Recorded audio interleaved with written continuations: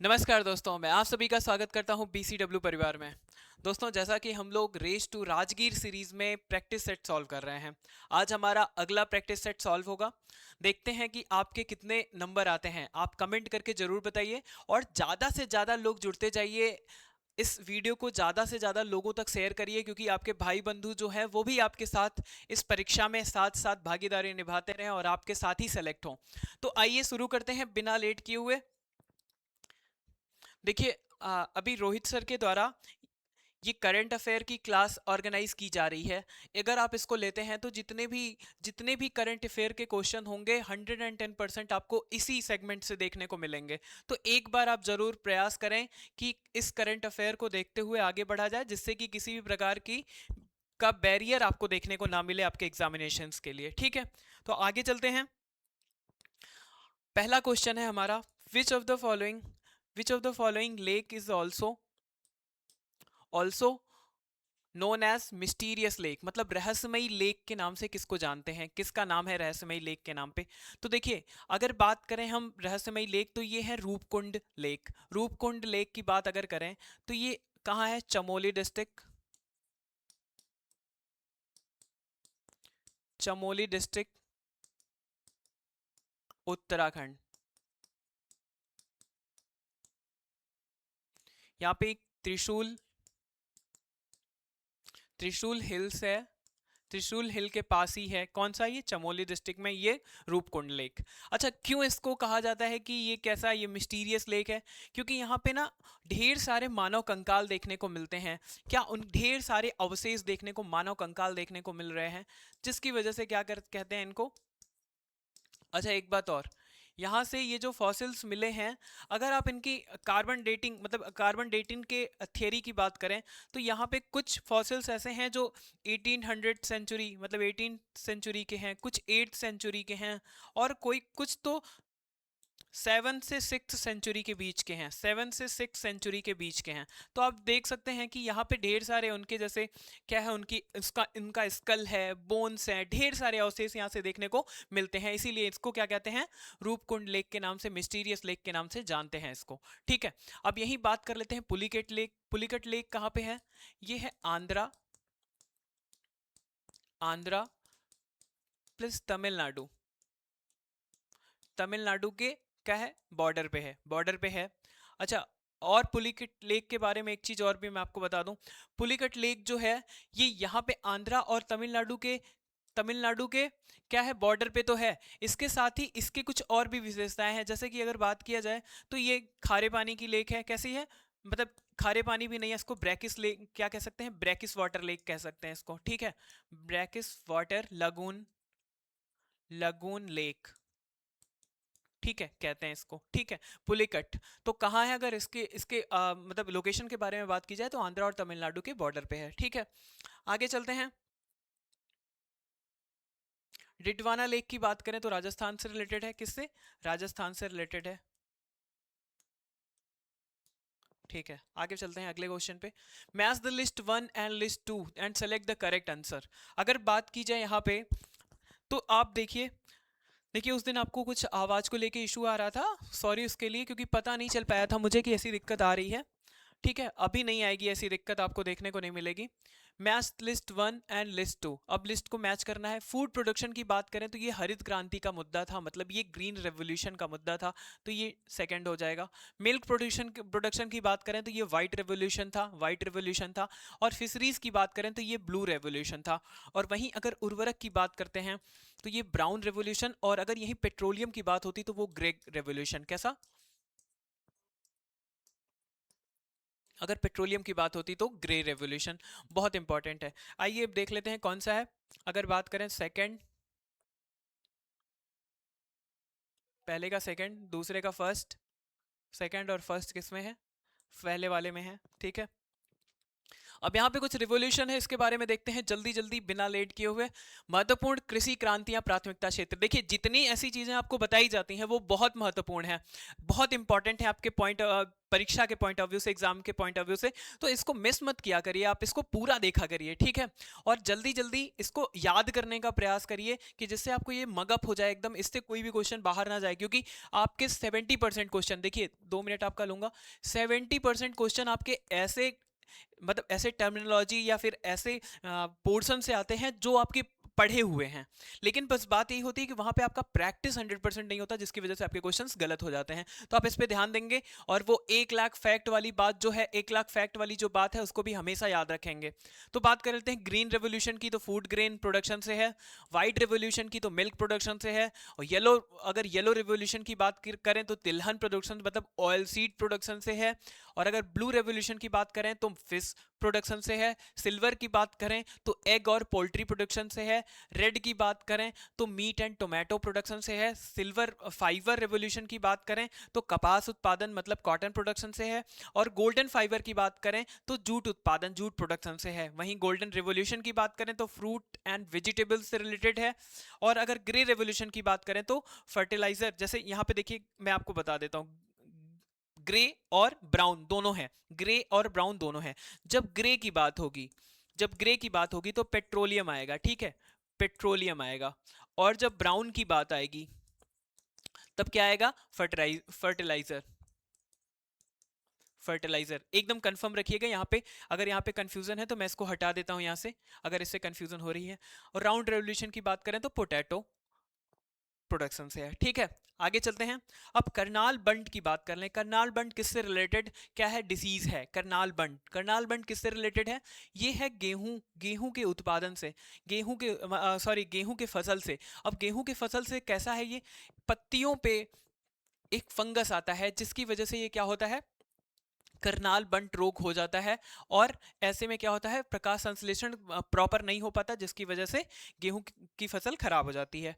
आगे देखते हैं, यहाँ पे कुछ इंपॉर्टेंट पोर्शन और भी हैं जिसमें क्वेश्चन आपको देखने को मिलेंगे। जैसे अगर आप राइस की बात कर लें, तो राइस की बात करें तो इसकी जो इंपॉर्टेंट किस्में हैं वो कौन कौन सी हैं, इंदिरा सोना, सुभद्रा, लुलक्ष्मी, जगन्नाथ, विजय, अयपूर्णा, अभयपूर्णा, बारानी दीप, सुख सम्राट, नरेंद्र शंकर, जमुना, करुणा, जया, पद्मा, कांजी, कृष्णा, कोसी, हंसा, पूसा, सुगंध 5, माही, सुगंधा, बाला, रत्ना, साकेत, गोविंद, सरयू, महेश्वरी, पूषा 33। ठीक है, ये किसके थे, ये राइस के थे। अगर आप वीट की बात कर लें, अगर वीट की बात कर लें तो कौन कौन सी है, गिरजा गोमती, प्रभावी, कंचन, गोमती, मेघदूत, पूसा, सिंधु, गंगा, कल्याण सोना, कल्याण सोना, सोनालिका, राज 3077, अर्जुन, कुंदन, अमर, भवानी, चंद्रिका, देवशक्ति, पूषा किरण, पार्वती, पूषा हाइब्रिड 1, शक्तिमान, सौर्य शक्ति 1, गंगा 5।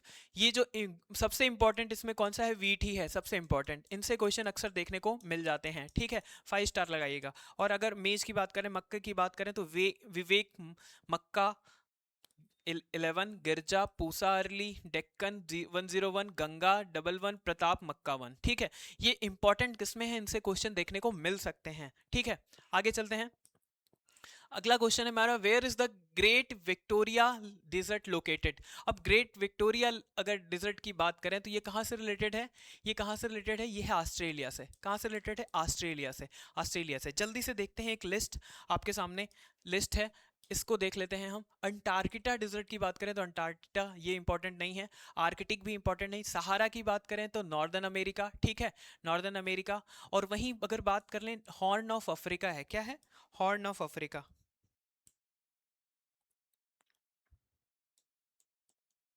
नॉर्दर्न अफ्रीका है ना, यहीं पे याद कर लें हॉर्न ऑफ अफ्रीका, जिससे क्वेश्चन देखने को मिल सकता है आपको, हॉर्न ऑफ अफ्रीका, ठीक है, इसी के ऊपर है हॉर्न ऑफ अफ्रीका। अगर इसको याद करना है तो यहीं पे याद कर लीजिए सीड, सीड, सीड जब याद करेंगे तो आपको याद आ जाएगा क्या, सोमालिया, सोमालिया, इरिट्रिया, इथोपिया और जिबूती, जिबूती, ठीक है, जिबूती। ये 4 ऐसी कंट्री हैं जो पूछ लेता है आपसे, ये 4 ऐसी कंट्री हैं जिनके बारे में आपसे पूछ लेता है क्या कि हॉर्न ऑफ अफ्रीका में कुल कितने देश हैं, तो आपको पता होना चाहिए। ठीक है, आगे आते हैं इस पे जल्दी जल्दी। अरेबियन डिजर्ट की बात करें तो ये अरेबियन पेनिनसुलर से है। गोबी देखिए जो इंपॉर्टेंट है, स्टार उस पे लगा रहा हूँ, गोबी डिजर्ट कहाँ से, चाइना एंड मंगोलिया से रिलेटेड है। क्वेश्चन बहुत इंपॉर्टेंट है। पेंटोगोनिया बहुत इंपॉर्टेंट है, कहाँ से रिलेटेड है, अर्जेंटीना से। ग्रेट विक्टोरिया डिजर्ट हमने देखा ही कहाँ से था, ऑस्ट्रेलिया से था। कालाहारी की बात करें तो बहुत इंपॉर्टेंट है, कालाहारी भी साउथ अफ्रीका, बोत्सवाना और नामीबिया, तीनों के नाम दे सकते हैं और लास्ट में देंगे ऑल ऑफ द अबव। तो आपको पता होना चाहिए Kalahari desert is related to which country, it is South Africa, Botswana and Namibia. वही बात कर लें ग्रेट बेसिन डिजर्ट की, ग्रेट विक्टोरिया और ग्रेट बेसिन डिजर्ट दोनों अलग अलग हैं, ये यूनाइटेड स्टेट से है। फिर बात कर लेते हैं सीरियन डिजर्ट की, तो सीरिया, इराक, जॉर्डन और सऊदी अरेबिया इंपॉर्टेंट है। फिर बात कर लेते हैं चुहान डिजर्ट की, तो ये मैक्सिको से रिलेटेड है। वहीं ग्रेट सैंडी डिजर्ट की बात करें तो ये भी ऑस्ट्रेलिया से है। काराकोरम बहुत इंपॉर्टेंट है, काराकोरम बहुत इंपॉर्टेंट है, उज्बेकिस्तान और तुर्कमेनिस्तान से रिलेटेड है। वहीं अगर बात कर लेते हैं हम कोलोराडो की, तो ये भी इंपॉर्टेंट है, कहाँ से, यूनाइटेड स्टेट। और गिब्सन की बात करें तो ये भी ऑस्ट्रेलिया से है। आगे बात कर लेते हैं सोनरन डिजर्ट की, तो यूनाइटेड स्टेट्स मैक्सिको से है। फिर उसके बाद किजिल कोम डिजर्ट की बात करें तो उज्बेकिस्तान, तुर्कमेनिस्तान और कजाकिस्तान से है। तकलामाकन बहुत इंपॉर्टेंट है, कहाँ से रिलेटेड है, चाइना से। ईरानियन डिजर्ट उतना इंपॉर्टेंट नहीं है। थार डिजर्ट आप सभी को पता ही है। सिम्पसन की बात करें तो ऑस्ट्रेलिया से है, ऑस्ट्रेलिया से। मुजावे डिजर्ट की बात करें तो यूनाइटेड स्टेट से है। आटाकामा बहुत इंपॉर्टेंट है, आटाकामा जो कि चिली से है, ठीक है, चाइल। और नामीबिया डिजर्ट की बात करें तो अंगोला, नामीबिया और साउथ अफ्रीका, ठीक है, सारे इंपॉर्टेंट थे। जो भी मैंने निशान लगा दिए हैं उस पर आप देख सकते हैं, ठीक है। Which African country does not have a border with the Mediterranean sea. अब देखिए अगर मेडिटेरियन सी के बारे में बात करें कि कौन सा देश नहीं उससे बॉर्डर शेयर करता है, तो मोरक्को बिल्कुल करता है, ट्यूनीसिया भी करता है, चाड नहीं करता है, चाड नहीं करता है, ठीक है, चाड नहीं करता है। आइए देख लेते हैं एक क्विक रिवीजन यहाँ पे जल्दी से करते हैं जिनसे क्वेश्चन देखने को मिलेंगे आपको। मेडिटेरियन सी की अगर बात करें तो कौन कौन से देश ऐसे हैं जो इनके इसके साथ बॉर्डर शेयर करते हैं, Spain, France, Italy, Malta, Albania, Croatia, Bosnia Herzegovina, Montenegro, Greece, Slovenia, Cyprus, तुर्की, Syria, Lebanon, Israel, Morocco, Algeria, Tunisia, Libya और इजिप्ट। इसमें चार्ट नहीं था, ठीक है, याद कर लें, एकदम रट लें। फिर एक और इंपॉर्टेंट देख लेते हैं ब्लैक सी। ब्लैक सी की बात करें तो तुर्की, Bulgaria, Romania, Ukraine, Russia and Georgia, ठीक है। और फिर वही बात करते हैं कैस्पियन सी की, तो कजाकिस्तान, तुर्कमेनिस्तान, ईरान, अजरबैजान और रसिया। एकदम रट लीजिए इसको, ये बिल्कुल बचना नहीं चाहिए, इससे क्वेश्चन आएगा और गलत होगा तो वो आपके ऐसे क्वेश्चन गलत होंगे जो आपके भाई बंधु अटेम्प्ट कर रहे होंगे, ठीक है। और वहीं अगर बात कर लें अरल सी की, किसकी, अरल सी की, तो अरल सी के बारे में आप क्या जानते हैं, कजाकिस्तान और उज्बेकिस्तान दो कंट्री है, ठीक है। कू से याद रख सकते हैं, कू एक हमारा प्लेटफॉर्म भी बन रहा था, कू से याद रख सकते हैं आप इसको। आगे चलते हैं जल्दी से देखते हैं the Davis strait is related to which ocean. तो डेविस स्ट्रेट की अगर बात करें तो किससे रिलेटेड है, पैसिफिक एंड अटलांटिक ओशियन नहीं, ये ऊपर की तरफ है। Red sea and gulf of Aden, ये कनाडा को ग्रीनलैंड से जोड़ता है, कनाडा को ग्रीनलैंड से जोड़ता है, ठीक है, किससे, ग्रीनलैंड से जोड़ता है। फिर बात करते हैं Baffin bay and Atlantic ocean, बिल्कुल है, जावा सी और इंडियन ओशियन, ये तो सुंडा, ठीक है, सुंडा है। और अगर पहले की बात कर लें तो ये क्या है, हाँ, रेड सी एंड गल्फ, ये है बाब अल मंडेव, बाब अल मंडेव है, ठीक है। और बेफिन बे अटलांटिक सी की बात करें, अटलांटिक ओशियन की, तो ये कनाडा और ग्रीनलैंड को जोड़ने वाला डेविस स्ट्रेट है, डेविस स्ट्रेट है, ठीक है। और ये सुंडा स्ट्रेट है, ठीक है। आगे चलते हैं जल्दी से, आइए देखते हैं कुछ इंपॉर्टेंट इसमें भी। बेरिंग स्ट्रेट की बात अगर कर लें, बेरिंग स्ट्रेट की, तो बिटवीन रसिया एंड यूएसए, ठीक है। फिर अगर बात कर लेते हैं, अभी हम कंट्री को लेके चल रहे हैं, बाद में हम इसके सी को भी लेके आएंगे। अभी अगर बात कर लें डर्नलेस स्ट्रेट की, तो तुर्की, मतलब between Aegean sea and sea of Marmara, important है, बहुत इंपॉर्टेंट है। बेरिंग भी इंपॉर्टेंट है। ताइवान की बात करें तो इसको फार्मोसा भी कहते हैं, straight Formosa straight between Taiwan and China, ठीक है। स्ट्रेट ऑफ, जब टर्टरी की बात अगर कर लें तो सेखलिन आइलैंड और सैकलिन आइलैंड और main Asia, mainland Asia, Yucatan state की बात करें तो मैक्सिको एंड क्यूबा के बीच में है। स्टेट ऑफ मेसिना की बात करें तो इटली और सिसिली के बीच में है। अगर ओट्रेंटो की बात कर लें तो इटली और अल्बानिया के बीच में है। वहीं कुक स्टेट की बात अगर कर लें तो नॉर्थ आइसलैंड और साउथ आइसलैंड ऑफ न्यूजीलैंड के बीच में है। ठीक है, कुक बहुत इंपॉर्टेंट है। सी आप कमेंट करके बताइए, इसका एक और लिस्ट लाऊंगा जिसमें सी भी रहेगा। हडसन स्ट्रेट की बात करें तो बेफिन आइसलैंड और लेब्राडोर के बीच में है। मोजाम्बिक की बात करें तो मोजाम्बिक और मेडागास्कर के बीच में। स्ट्रेट ऑफ हार्मुज की बात करें तो हार्मुज किससे रिलेटेड है? ईरान और ओमान से है। Bab el Mandeb between Yemen and Djibouti, Yemen and Djibouti ये आ गया है। फिर से याद रखिएगा, जब आपसे पूछा जाए कि हॉर्न ऑफ अफ्रीका में कुल कितने कंट्री हैं तो आपको पता होना चाहिए it is 4। And what is the name of these country? It is Somalia, Eritrea, Ethiopia and Djibouti. ठीक है, डोंट मिस द पॉइंट, क्योंकि इससे आपको क्वेश्चन देखने को मिल सकता है। 10 डिग्री चैनल की बात करें तो आप सभी जानते हैं अंडमान और निकोबार को अलग करता है। सुंडा स्ट्रेट की बात करें तो जावा और सुमात्रा के बीच में है। स्ट्रेट ऑफ जिबाल्टर की बात करें तो स्पेन एंड मोरक्को के बीच में है। स्ट्रेट ऑफ मलक्का की बात करें, बहुत इंपॉर्टेंट है, मलेशिया एंड इंडोनेशिया के बीच में है। पाक स्टेट के बारे में आप जानते हैं, इंडिया श्रीलंका। बॉस्फोरस के बारे में तुर्की, तुर्की से रिलेटेड है, बिटवीन यूरोप एंड एशिया से। और बास स्ट्रेट की बात करें तो ऑस्ट्रेलिया और तस्मानिया से। और डेविस स्ट्रेट के बारे में आप जान रहे हैं, ग्रीनलैंड एंड कनाडा से। ठीक है, आगे चलते हैं।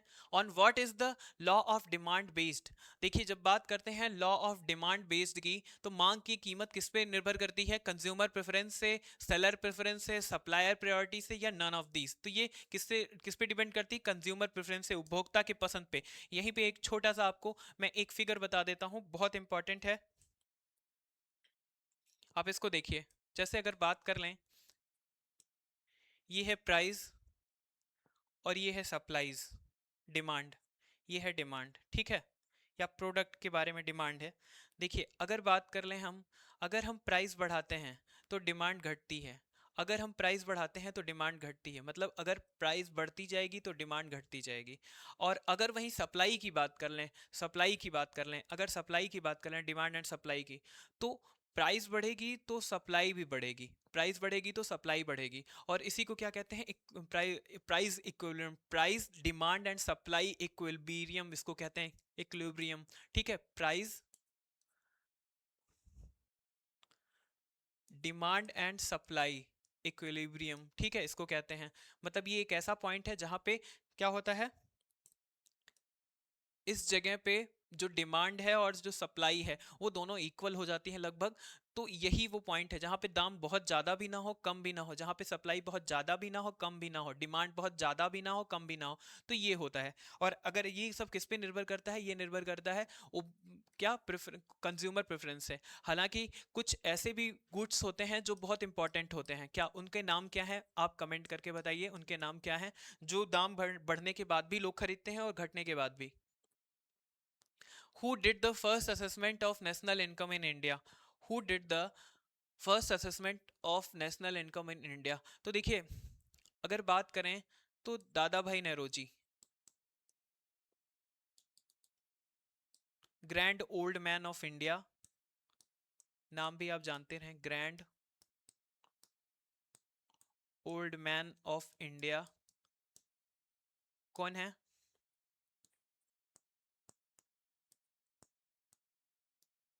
ठीक है, दादा भाई Naoroji.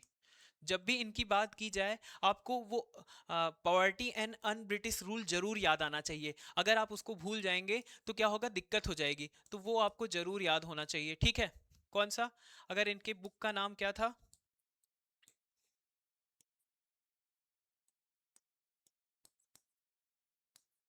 Poverty and un British British rule, un British rule. ठीक है, पॉवर्टी अन ब्रिटिश रूल। बात करें ये कब पब्लिश हुई थी? 1901 में पब्लिश हुई थी। ठीक है, 1901 में पब्लिश हुई थी। इसी में ड्रेन थियरी की बात की गई है, ड्रेन थियरी की बात इसी बुक में की गई है। ठीक है, ड्रेन थियरी की बात इसी बुक में की गई है। अब बात करते हैं हम किसके? इनकम की। अगर इनकम की बात करें, जैसे यहाँ पे पहले नेशनल इनकम की बात कब की गई थी? तो पहले इनकम, नेशनल इनकम की बात कब की गई थी, ये देख लेते हैं।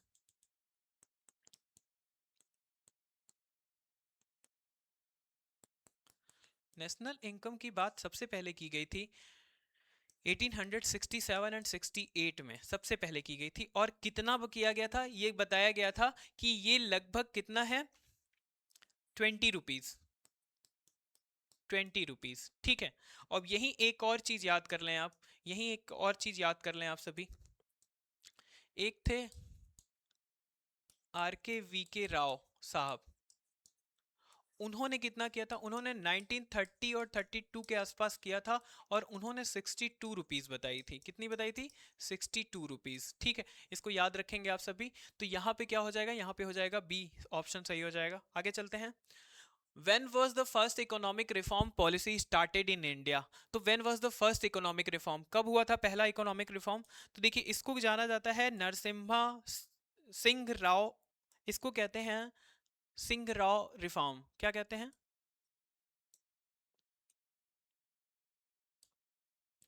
इसको कहते हैं सिंह राव रिफॉर्म।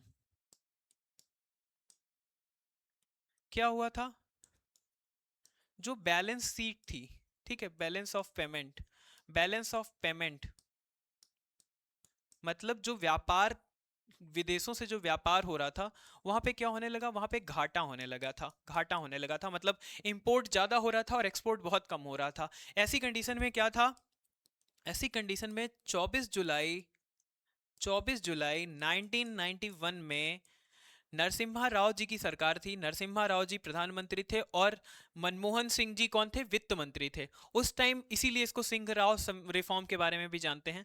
इसी दिन क्या हुआ था, इसको लागू किया गया था, ये आर्थिक नीति क्या लागू की गई थी, और इसका जो कारण था वो क्या था, balance of payment. Balance of payment मतलब कि क्या होता है, व्यापार घाटा कब होता है, जब हम इंपोर्ट और एक्सपोर्ट के बीच में क्या करते हैं, एक तरीके से जब इंपोर्ट ज्यादा हो जाए और एक्सपोर्ट कम हो जाए, तो क्या होगा, ऐसे में क्या होगा कि एक्सपोर्ट के, इंपोर्ट मतलब क्या हो कि हम बाहर से बहुत ज़्यादा सामान मंगा लेते हैं, लेकिन यहाँ से कम सामान बाहर भेजते हैं। ऐसे में क्या होता है कि एक तरफ का जो रेशियो होता है वो तो ऊपर चला जा रहा है, और दूसरे तरफ का रेशियो नीचे ही रह रहा है। तो ऐसे में क्या होता है, ये व्यापार घाटा हो जाता है, ये व्यापार घाटा हो जाता है, और इसी को मेंटेन करने के लिए क्या किया गया था, ये रिफॉर्म लाया गया था 24 जुलाई 1991 को, सिंह राव रिफॉर्म के नाम से इसको जानते हैं। 1991 will be correct answer here, ठीक है। आइए देखते हैं अगला question. When the temperature of a medium increase, what happens to the velocity of light in that medium? अब देखें यहाँ पे, किसी माध्यम का जब ताप बढ़ता है तो प्रकाश के वेग में क्या प्रभाव पड़ता है। देखिए, जब बात करते हैं प्रकाश के वेग की, तो नॉर्मल वेग v मान लीजिए आप, और वैसे c बाई रिफ्रैक्टिव इंडेक्स, इसको आप क्या ले सकते हैं, या तो आप न्यू ले लीजिए, न्यू ले लीजिए, या म्यू ले लीजिए, जो आपको रिफ्रैक्टिव इंडेक्स समझ में आए आप वो ले लीजिए। ये है फार्मूला। इस फार्मूले से हम पता करते हैं कि जब टेम्परेचर बढ़ता है, तो ये क्या है, ये तो light, velocity of light in vacuum है, velocity of light in vacuum, in vacuum है, ठीक है। ये तो वैक्यूम की जो 3 लाख किलोमीटर प्रति घंटा है, सॉरी प्रति सेकंड है, वो है। अब यहाँ पे जब बात कर लेते हैं हम, जब यहाँ पे बात कर लेते हैं, तो ये न्यू, ये रिफ्रैक्टिव इंडेक्स है, क्या है, रिफ्रैक्टिव इंडेक्स। जब रिफ्रैक्टिव इंडेक्स की बात होती है, तो अगर टेम्परेचर बढ़ता है, अगर टेम्परेचर बढ़ता है, तो क्या होता है, ऐसे में रिफ्रैक्टिव इंडेक्स क्या होता है, घटने लग जाता है। रिफ्रैक्टिव इंडेक्स क्या होता है, रिफ्रैक्टिव इंडेक्स घटने लग जाता है टेम्परेचर के बढ़ने पे, रिफ्रैक्टिव इंडेक्स घटने लग जाता है। और जब रिफ्रैक्टिव इंडेक्स घटेगा, तो प्रकाश की चाल क्या होगी, बढ़ेगी, क्योंकि ये क्या है, इसके अपोजिट में है, ठीक है, इसके बटे में है, इसलिए बढ़ने लग जाएगी। ऐसे में क्या होता है, इंक्रीज होने लग जाता है। क्या होता है, प्रकाश के किसी माध्यम में ताप बढ़ने पे उसमें प्रकाश के वेग क्या होता है, बढ़ने लग जाता है। क्यों, क्योंकि रिफ्रैक्टिव इंडेक्स का घटने का मतलब है कि उसमें उसकी जो डेंसिटी है, उसकी जो डेंसिटी है वो क्या हो रही है, घट रही है, ठीक है, डेंसिटी घट रही है, और डेंसिटी घटती है तो प्रकाश की चाल बढ़ती है, ठीक है। तो यहाँ पे क्या हो गया, इंक्रीज होगा। A dynamo is a device that convert, dynamo एक डिवाइस है जो कि कन्वर्ट करती है किसको, डायनमो का मतलब आप सभी जानते होंगे क्या होता है। अगर मैं डायनमो बनाऊं, ये डायनमो है, अगर इस पे पानी गिरता है, यहाँ पे पानी अगर गिरता है, तो ये नीचे ये इधर की तरफ घूमने लग जाता है, घूमने लग जाता है। और यही जब 800 आरपीएम से ऊपर, 800 प्लस आरपीएम के ऊपर जब जाता है, तो ये बिजली प्रोड्यूस करता है। तो यहाँ पे क्या हो रहा है, ये यांत्रिक ऊर्जा है, ये क्या है, मैकेनिकल एनर्जी है। Mechanical energy energy convert into electrical energy. Hence the dynamo is a device that mechanical energy that can convert a mechanical energy into electrical energy. C will be correct here. ठीक है, आगे चलते हैं। When an object is immersed in water, the decrease in its weight is equal to। अब देखिए Archimedes principal कहता है, Archimedes के प्रिंसिपल कहता है कि अगर हम किसी लिक्विड में अगर हम कोई प्रोडक्ट ऐसे डुबाते हैं, सिंक करते हैं, तो क्या होता है, वो उसके ऊपर एक क्या फोर्स, बोयंट फोर्स,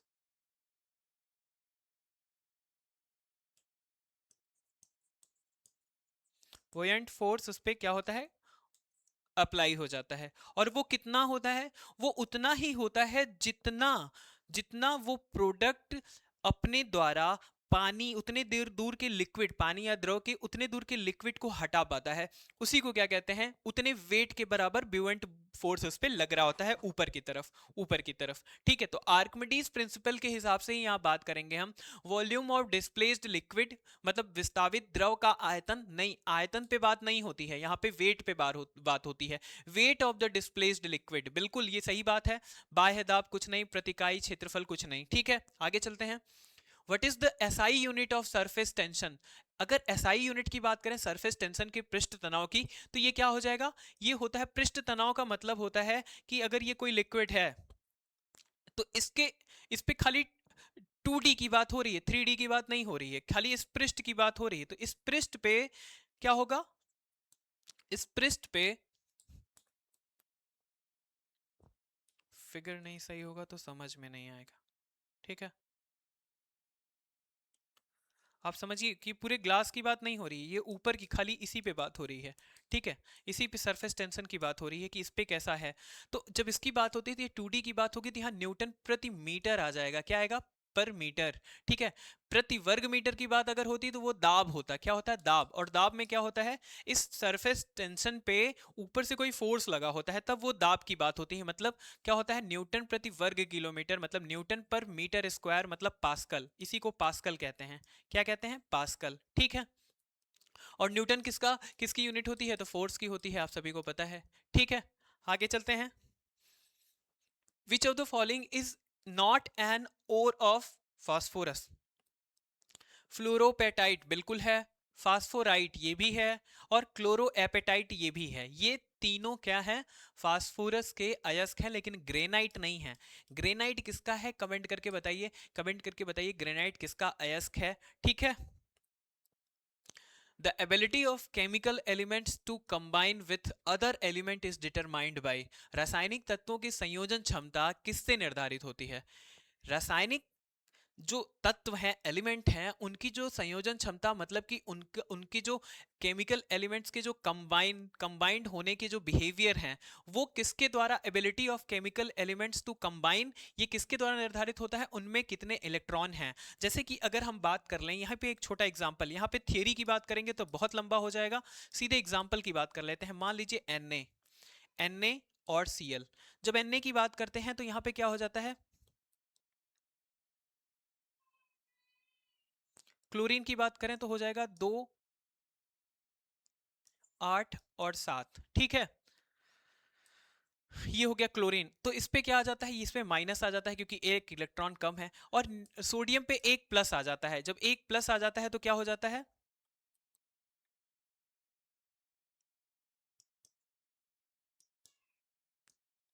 सोडियम पे एक प्लस आ जाता है कि इसको एक इलेक्ट्रॉन छोड़ना है और Cl को एक इलेक्ट्रॉन लेना है, तभी क्या बनता है, NaCl बन पाता है। और ऐसे में क्या होता है, जो ये क्षमता है, ये जो एबिलिटी है, किसकी वजह से आ रही है, ये वैलेंसी की वजह से आ रही है, वैलेंसी की वजह से आ रही है।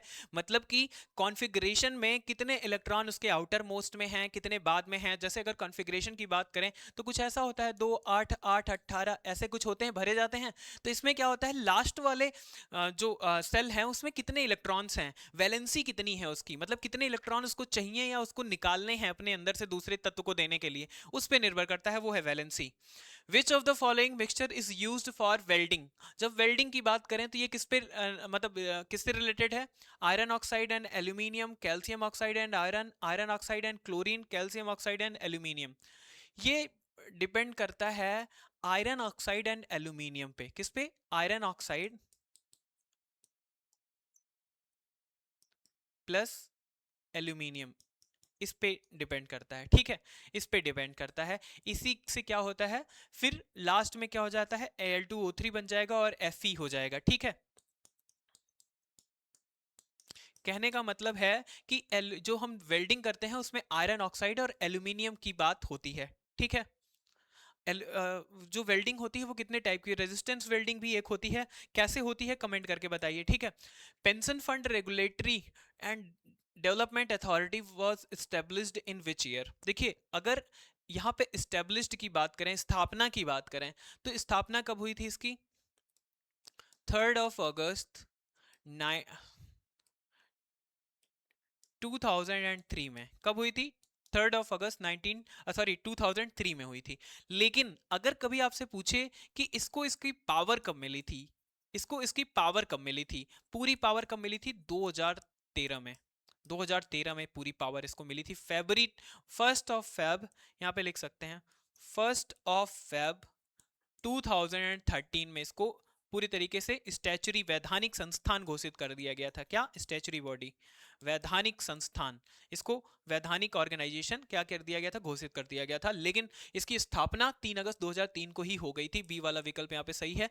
अच्छा, ये करती क्या है? पेंशन निधि विनियामक जो है, यहाँ पे देखिए सारी चीजें तो ठीक है, पेंशन का रेगुलेशन करती है। क्या करती है? पेंशन का रेगुलेशन करती है, पेंशन का रेगुलेशन करती है, प्राइवेट हो या पब्लिक हो, किसी भी तरीके के पेंशन रेगुलेशंस करती है। इसमें एक चीज बहुत इंपॉर्टेंट है और वो क्या है, ये वर्ल्ड वाइड एमओयू करने के लिए क्या है, एमओयू करने के लिए फ्री है। फ्री है मतलब इंटरनेशनल लेवल पे अगर कोई organization is giving some extraordinary benefit to pension scheme, then definitely it is free to join that organization और दैट स्कीम। तो यहाँ पे किसी भी तरीके से आपको कंफ्यूज नहीं होना है। ये आप समझिए कि पेंशन रेगुलेशंस का काम ये करती है, और इंटरनेशनल लेवल पे भी अगर कोई ऐसी संस्था आती है जहाँ पे पेंशन से रिलेटेड कुछ बेनिफिट आपको देखने को ज़्यादा मिल जाते हैं, तो वहाँ पे ये ज्वाइन करने के लिए फ्री है। यहाँ पे भारत की तरफ से कोई रोक टोक नहीं है। Which of the following is an important metal element used with iron to make stainless steel? जब स्टेनलेस स्टील की बात करते हैं तो उसमें 90 टू 89 टू 90% क्या होता है? लोहा होता है, ठीक है, ठीक है। प्लस 11 टू 10% क्या होता है? क्रोमियम होता है। क्या होता है? क्रोमियम, क्रोमियम होता है। ऊपर जो लेयर होती है, ऊपर जो लेयर होती है वो किसकी होती है? वो क्रोमियम की ही होती है, ठीक है, वो क्रोमियम की होती है, तो यहाँ पे क्रोमियम हो जाएगा। विच impurity present in sodium chloride absorb moisture? अब जब मॉइस्चर के एब्जॉर्ब करने की बात हो रही है, किसमें? सोडियम क्लोराइड मतलब NaCl में। NaCl में कौन सी ऐसी,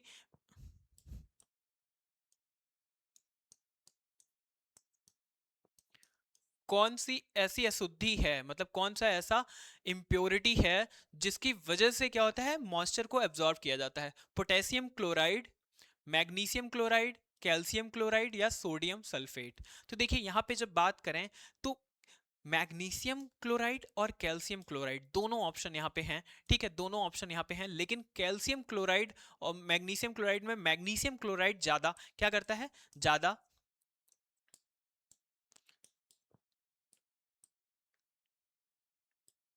MgCl2, ये ज्यादा क्या करता है? ऑब्जर्व कर सॉरी एब्जॉर्व करता है मॉइस्चर को। CaCl2 भी करता है, CaCl2 भी करता है, लेकिन ज्यादा कौन करता है? MgCl2 करता है। इस बात को आप ध्यान में रखेंगे, ठीक है। तो हमको क्या होता है, जैसे अगर हम कोई ऑप्शन देख रहे हैं वो भी अप्रोप्रिएट है, लेकिन जो अगला ऑप्शन है वो उससे ज्यादा अप्रोप्रिएट है, मतलब it means it will going to be perfect. तो जब परफेक्ट की बात आएगी तो definitely we will go with the option which is perfect here. तो क्या हो जाएगा यहाँ पे? मैग्नीशियम क्लोराइड हो जाएगा, यहाँ पे कैल्शियम क्लोराइड नहीं लेंगे हम, ठीक है, मैग्नीशियम क्लोराइड। आगे चलते हैं। A solution is colloidal solution. Colloidal solution, solution की बात हो रही है कब होता है? गैस इन गैस, ये तो कोई सोल्यूशन बन ही नहीं पाएगा, ठीक है। सॉलिड इन सॉलिड, ये किसके लिए होता है? जैसे कि आप रूबी ग्लास बना रहे हो, क्या रूबी ग्लास मतलब कलरफुल ग्लास बना रहे हो, तब के लिए है, तो ये भी नहीं होगा। लिक्विड इन लिक्विड, तो लिक्विड इन लिक्विड से सॉल्यूशन नहीं बनता है। सॉलिड इन लिक्विड से सॉल्यूशन बनता है, सॉलिड इन लिक्विड, तो हमारा डी वाला ऑप्शन सही हो जाएगा। द टर्म हाइपरटेंशन, हाइपरटेंशन किससे रिलेटेड है? हाइपरटेंशन इज यूज्ड फॉर, तो किससे है? Increase in blood pressure, decrease in blood pressure, slow heart rate, fast heart rate, तो क्या हो जाता है? Increase in blood pressure, blood pressure. अच्छा, एक छोटा सा, अगर जो आयोग है अगर वो एप्लीकेशंस ऑफ साइंस पूछेगा तो ऐसे क्वेश्चन पूछ सकता है कि आपको जब बुखार आता है या फिर कोई किसी आप बैक्टीरिया के संपर्क में आते हैं तो आपको बुखार क्यों, आपके फीवर मतलब आपका जो शरीर का टेम्परेचर है वो बढ़ने क्यों लग जाता है? Why it is rising. तो वहां पे एक छोटा सा कॉन्सेप्ट है कि when you are connected with any virus और बैक्टीरिया, तो क्या होता है, आपकी बॉडी उस बैक्टीरिया या वायरस को मारने के लिए, मतलब उसको किल करने के लिए, वो क्या करता है? अपना टेम्परेचर बढ़ाता है। और टेम्परेचर बढ़ाते बढ़ाते वो क्या होता है, एक ऐसे टेम्परेचर पे चला जाता है जहां से ऊपर जाने पे हमारे शरीर को हार्म हो सकता है। तो क्या होता है, हम सर की पट्टी करने लगते हैं। अच्छा, सर में ही ज्यादा टेम्परेचर क्यों बढ़ता है? क्योंकि यहाँ पे नसें ज्यादा हैं, तो मतलब एक तरीके से देखा जाए वेन्स यहाँ पे ज्यादा हैं, तो यहाँ पे टेम्परेचर ज्यादा बढ़ता है। तो इसी वजह से क्या होता है, हमको बुखार आता है। इस बात को आप ध्यान में रखेंगे। Which part of human brain control swelling of, swelling and vomiting? जब बात करें तो निगलने, स्वेलिंग और निगलने और उल्टी करने को नियंत्रित कौन करता है? तो कौन करता है? सेरिब्रम करता है, सेरिब्रम करता है, मेडुला ऑब्लिगेंटा करता है, या कोन्स करता है? तो वो कौन करता है? वो करता है मेडुला ऑब्लिगेंटा, ठीक है, ऑब्लिगेंटा करता है। देखिए ये सब पार्ट्स हैं जिसमें क्या है, आप यहाँ पे देख सकते हैं कि ये सारे पार्ट्स अलग अलग हैं, इनके काम अलग अलग हैं। आइए देख लेते हैं इसके थोड़े से काम जो आपके लिए बहुत इंपॉर्टेंट होंगे, ठीक है। जब सेरेब्रम की बात करें, फोर ब्रेन की बात करें आगे की, तो थिंकिंग, रीजनिंग, इंटेलिजेंस, ठीक है, मेमोरी, लर्निंग कंट्रोल करता है, ठीक है। वॉलेंटरी मूवमेंट ऑफ कंट्रोल करता है, सेंसरी इंफॉर्मेशन देता है, ठीक है, इंटरप्रेट करता है, स्पीच एंड लैंग्वेज फंक्शन को रेगुलेट करता है। मैं बोल रहा हूं अगर अभी मेरा सेरेब्रम काम करना बंद कर दे तो even I will not be able to understand Hindi और इंग्लिश या कोई भी, क्योंकि सेरेब्रम ही क्या है, वो क्या कर रहा है, रेगुलेट कर रहा है लैंग्वेज को। थैलेमस की बात कर लें अगर, तो थैलेमस क्या करता है, सेंसरी इंपल्स रिले स्टेशन कहते हैं इसको, ब्रेन के विभिन्न भागों तक सेंसरी सिग्नल्स भेजता है, पेन, टच, टेम्परेचर, सेंसेशन, सब में सहायक है कौन, थैलेमस। हाइपोथैलेमस की बात करें तो बॉडी टेम्परेचर को रेगुलेट करता है, भूख प्यास, हाइपोथैलेमस है ये, भूख प्यास स्लीप साइकिल कंट्रोल करता है कौन, हाइपोथैलेमस। इमोशंस बिहेवियर रेगुलेट करता है, एंडोक्राइन ग्लैंड्स को कंट्रोल करता है कौन, हाइपोथैलेमस। हाइपोथैलेमस, और हाइपोथैलेमस को ही क्या कहते हैं, हाइपोथैलेमस को ही क्या कहते हैं, master of master gland. Master gland किसको कहते हैं, पिट्यूटरी ग्लैंड को मास्टर ऑफ मास्टर ग्लैंड भी इसको कहते हैं। पिट्यूटरी ग्लैंड को भी अगर कोई रेगुलेट करता है तो कौन करता है, वो है हाइपोथैलेमस, ठीक है। फिर विजुअल, जब मिड ब्रेन की बात करें तो विजुअल रिफ्लेक्स कंट्रोल करता है, ऑडिटरी रिफ्लेक्स को रेगुलेट करता है, आई मूवमेंट को कंट्रोल करता है, फोरे ब्रेन और हिंड ब्रेन को कनेक्ट करता है, पीछे वाले दिमाग और आगे वाले दिमाग को। और सेरेबेलम की बात करना है, सेरेब्रम तो आगे वाला था, आप सेरेबेलम की बात करते हैं, बॉडी बैलेंस करता है, मेंटेन करता है, मसल्स कोऑर्डिनेशन कंट्रोल करता है, पोस्चर और पोस्चर को रेगुलेट करता है, फाइन मूवमेंट में सहायता देता है। और पोन्स की बात करें तो ब्रेन के पार्ट के बीच जो नर्व इंपल्स है उनको ट्रांसमिशन करता है, रिस्पायरेशन में सहायक होता है, फेशियल मूवमेंट में भूमिका निभाता है कौन, पोन्स। अब मेडुला ऑब्लिगेंटा की बात कर लेते हैं, आखिरी है, इंपॉर्टेंट है, हार्ट रेट को कंट्रोल करता है, ब्रीदिंग को कंट्रोल करता है, ब्लड प्रेशर को कंट्रोल करता है, इनवॉलंटरी एक्टिविटीज को रेगुलेट करता है, लाइफ सेविंग सेंटर के रूप में काम करता है। और ये सारे जो चीजें हैं इसी में क्या है, हमारे उल्टी आना या किसी चीज को निगलना, ये सारी चीजें किस में आ जाती हैं, मेडुला ऑब्लिगेंटा में आ जाती हैं, ठीक है। अगला क्वेश्चन देखते हैं यहाँ पे क्या है। अगर अच्छा लग रहा है तो शेयर करें और सब्सक्राइब करें चैनल को, उसके साथ साथ अपने अच्छे दोस्तों को भी वीडियो भेजें क्योंकि उनके लिए भी ये कहीं ना कहीं फायदेमंद होने वाला है, तो आप इसको इग्नोर ना करें प्लीज। 23 नंबर क्वेश्चन है यहाँ, विच of the following pair is government scheme and it's year launch in correctly match? तो देखते हैं कौन सा सही है कौन सा नहीं। अगर बात कर लें राष्ट्रीय ग्रामीण रोजगार गारंटी योजना, तो 2006 में हुआ था, बिल्कुल सही है। भारत निर्माण कार्यक्रम 2005 में हुआ था, ये गलत है। अंत्योदय की बात करें तो ये 2000 में हुआ था, ये भी गलत है।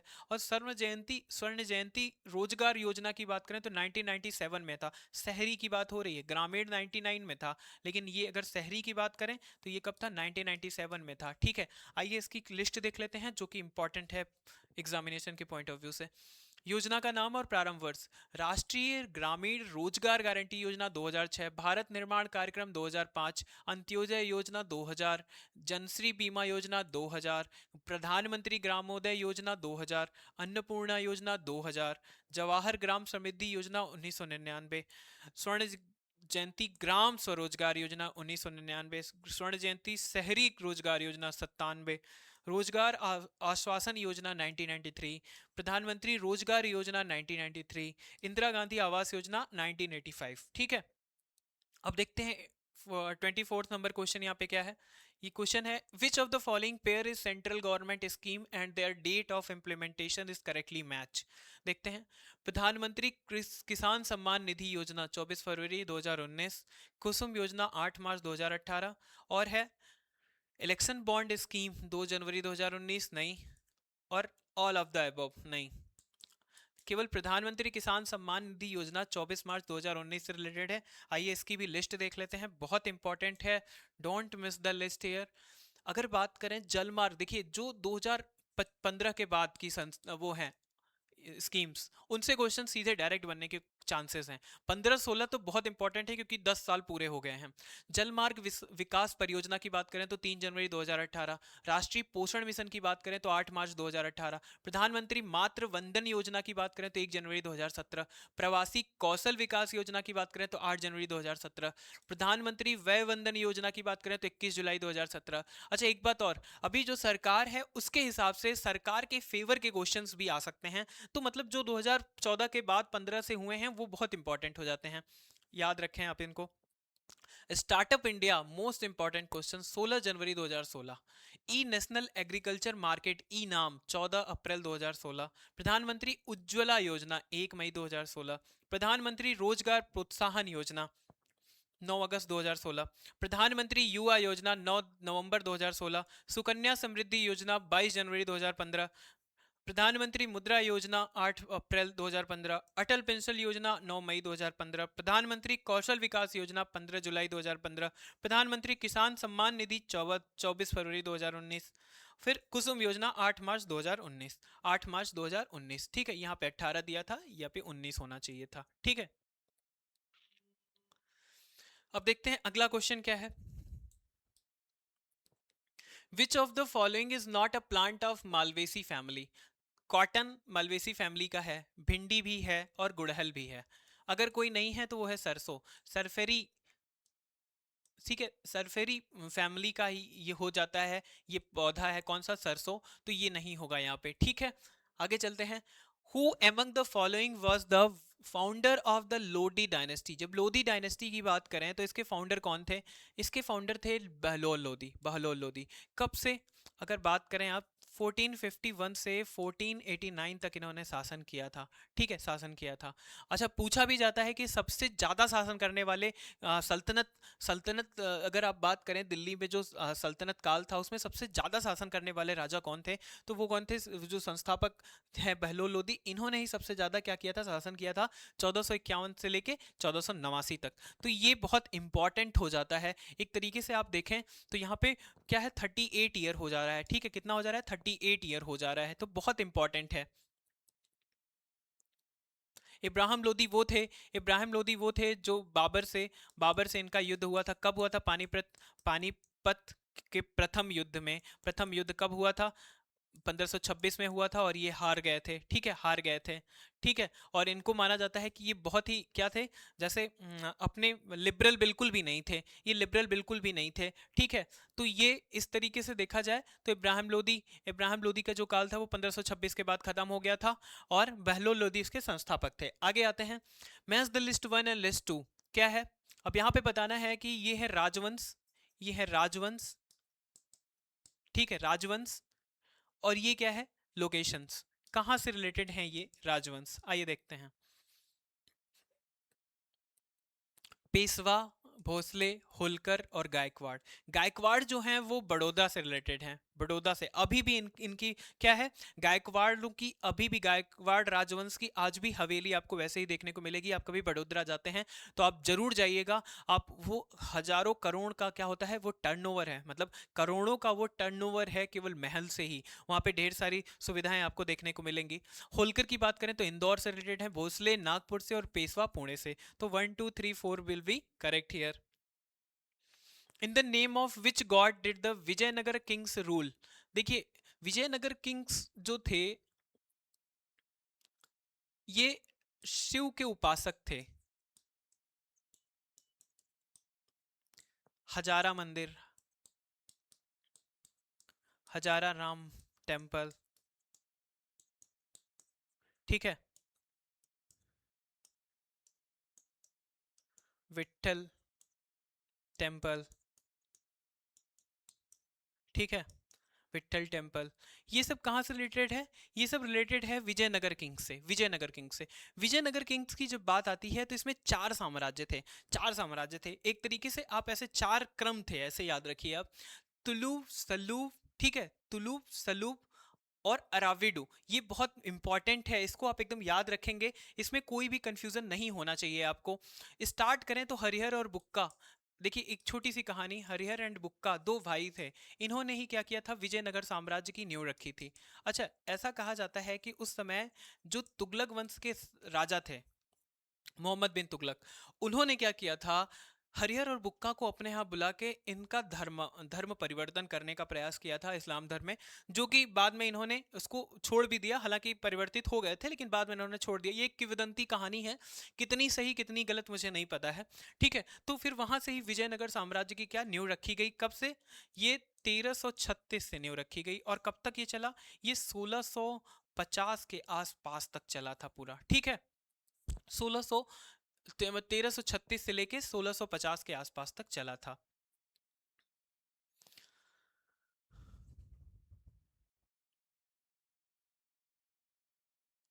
इसका जो मेन है वो क्या है,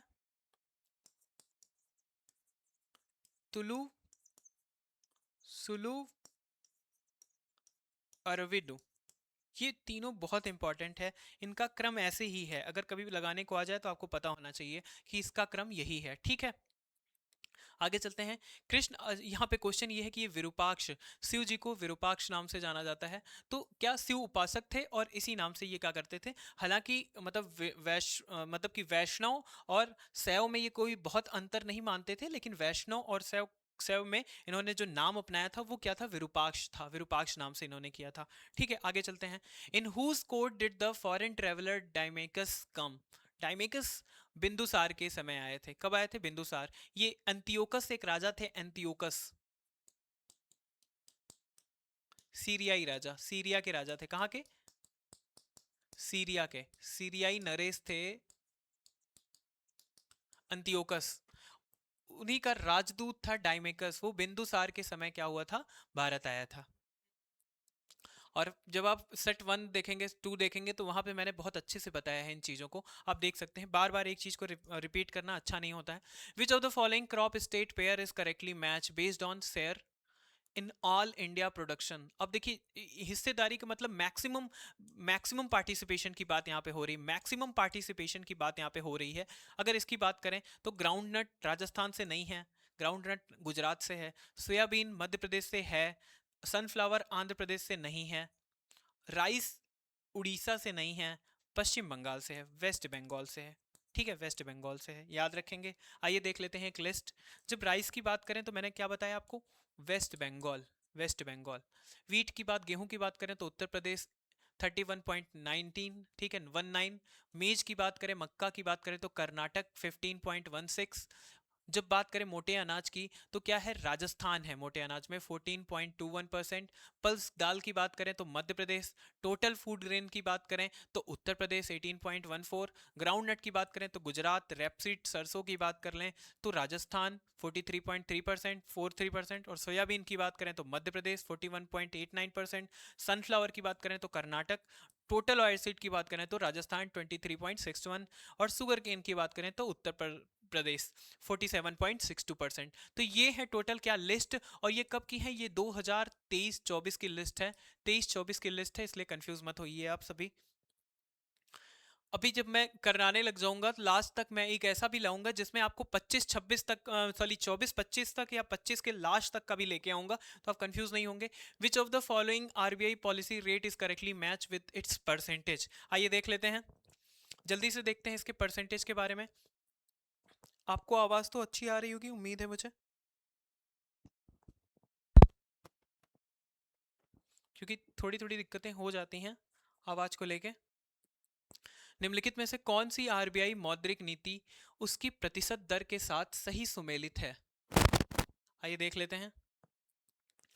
जब रेपो रेट की बात करते हैं, पहले आप ये जान लीजिए कि ये होता क्या है। रेपो रेट के बारे में बात कर लेते हैं।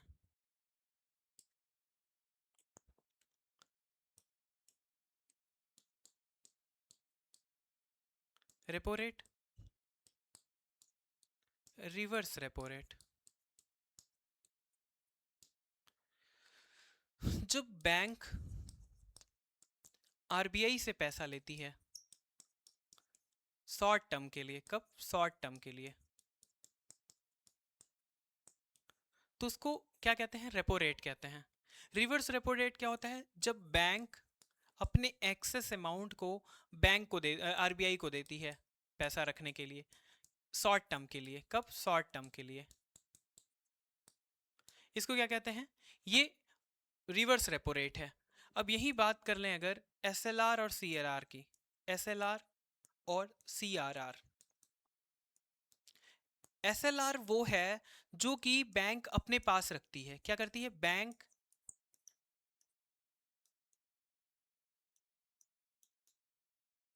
लिक्विडिटी, इन बैंक लिक्विडिटी, ठीक है, देमसेल्फ मतलब अपने साथ जो रखती है। सीआरआर की बात करें तो जो आरबीआई में रिजर्व है, आरबीआई में जो रिजर्व है उसकी बात की जा रही है, ठीक है, उसकी बात की जा रही है। इसके बारे में तो आपने जान लिया होगा। अब देखते हैं हम यहाँ पे क्या है जो इंपॉर्टेंट है, इसके बारे में देख लें। अगर बात करें कि रिवर्स रेपो रेट 5.25 है, बिल्कुल सही बात है, लेकिन जो स्टैंडिंग डिपॉजिट फैसिलिटी रेट है वो 5% है, 5.5 नहीं है। कैश रिजर्व रेशियो अभी 3% हो गया है, 3% हो गया है, ये भी गलत है। और फिक्स्ड रिवर्स रेपो रेट की बात करें तो ये भी क्या है, 5% नहीं है, ये क्या है, इससे ज़्यादा है। आइए देख लेते हैं, एक लिस्ट है हमारे पास जिससे हम जान लेंगे सारी चीज़ों को। आइए देख लेते हैं। पॉलिसी रेपो रेट की बात करें तो 5.25, जो कि हमारा पहला ही ऑप्शन था और सही है। फिर बात कर लेते हैं स्टैंडिंग डिपॉजिट फैसिलिटी रेट एसडीएफआर की, तो ये 5% है। मार्जिनल स्टैंडिंग फैसिलिटी की बात अगर कर लें तो ये क्या है, ये 5.5% है। बैंक रेट की बात करें तो 5.50 है। फिर बात कर लें फिक्स्ड रिवर्स रेपो रेट की, तो ये देखिए ये कम है क्योंकि ये आरबीआई पैसा देती है बैंकों को एक्स्ट्रा इंटरेस्ट, तो इसलिए ये कम है। जो बैंक लेता है, जो बैंक देता है आरबीआई को वो ज्यादा है, वो ज्यादा है, ठीक है। कैश रिजर्व रेशियो की बात अगर कर लें तो 3% है, और स्टैचुरी लिक्विडिटी रेशियो की बात करें तो 18% है, जो बैंक अपने बैंक में रखती है कि कुल जमा का इतना पैसा हमारे पास होना चाहिए कि जिससे कि अगर कल ग्राहक को आवश्यकता हो, कस्टमर को, तो यहाँ पैसे की कमी ना हो, ठीक है। ये 18% अपने पास रखना जरूरी है। हालांकि सीआरआर अभी कम किया गया है, पहले ये 4% था। India's trade relation were first established with which European country, किसके साथ, तो आइए देख लेते हैं। क्या है, भारत के व्यापारिक संबंध में सबसे पहले यूरोप, तो देखिए आपको मैंने बताया है पीडीईडीएफ, पीडीईडीएफ, ये था क्रम आने का। और जब वो आए थे तो यहाँ पे वो दर्शन करने नहीं आए थे, वो व्यापार करने ही आए थे। सबसे पहले पोर्तुगीज आए थे, कब कब आए थे, पोर्तुगल, ठीक है। फिर डच, ठीक है, फिर इंग्लिश मतलब ब्रिटिश, फिर डेनिस, फिर फ्रेंच। फ्रेंच का रिलेशन किसके साथ था, टीपू सुल्तान के साथ, याद रखें आप सभी। तो ये था क्रम। तो सबसे पहले पुर्तगाल। Which of the following pair of Indian boards year of establishment और headquarter is not correctly match? आइए देख लेते हैं। भारतीय कॉफी बोर्ड की बात करें तो 1942 में क्या किया गया था, इसको स्टेब्लिश किया गया था और बेंगलुरु ही इसका बोर्ड है, सही है। रबर बोर्ड की बात करें तो 1947 में ही किया गया था और कोट्टायम ही इसका क्या है, हेडक्वार्टर है, सही है। टी बोर्ड की बात करें तो 1954 में ही किया गया था और कोलकाता ही सही है, इसका हेडक्वार्टर है। स्पाइसेस ऑफ बोर्ड की बात करें तो ये 1976 में नहीं किया गया था, कोच्चि में तो है लेकिन 1976 में नहीं किया गया था। ये क्या किया गया था, देखिए कब किया गया है इसके बारे में देख लेते हैं, क्योंकि ये इसके बाद किया गया है। आइए देखते हैं। जब भारतीय कॉफी बोर्ड की बात करें तो ये कब 42 में है, बेंगलुरु। रबर, चाय, तंबाकू की बात अगर कर लें तो 1976 में जो वहां दिया है वो तंबाकू का है, वो कहाँ है, आंध्र प्रदेश गुंटूर में। मसाला की बात करें तो 1987 होगा, 1987 में और कोच्चि केरल में। वहीं अगर मांस और पोल्ट्री प्रसंस्करण बोर्ड की बात करें तो 2009 में मुख्यालय दिल्ली है। मत्स्यिकी विकास बोर्ड की बात अगर कर लें तो ये कहाँ है, 2006 में हैदराबाद तेलंगाना में। अभी हल्दी बोर्ड की कहीं पे मखाना बोर्ड और हल्दी बोर्ड के बारे में बात चल रही है, कमेंट करके बताइए कहाँ पे। और turmeric board, turmeric board comment करके बताइए कहाँ पे। Why did the French fails to establish power in Deccan? क्यों फेल हो गए दक्कन में सत्ता स्थापित करने में? डुप्ले अयोग्य थे? नहीं। British army was powerful?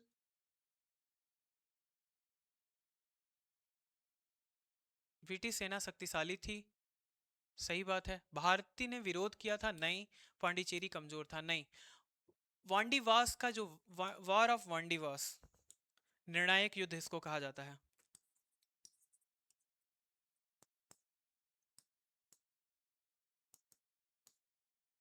War of Wandiwash कब हुआ था, कौन सी कब हुआ था, इसका ईयर आप कमेंट करके बताइए।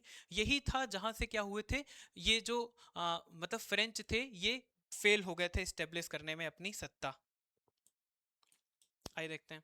मैच द लिस्ट 1 और 2 देखते हैं। तुझके बाबरी तो बाबर ने खुद ही लिखी थी, बाबर ने। तारीखे रशीदी, तारीखे रशीदी किसने लिखी थी?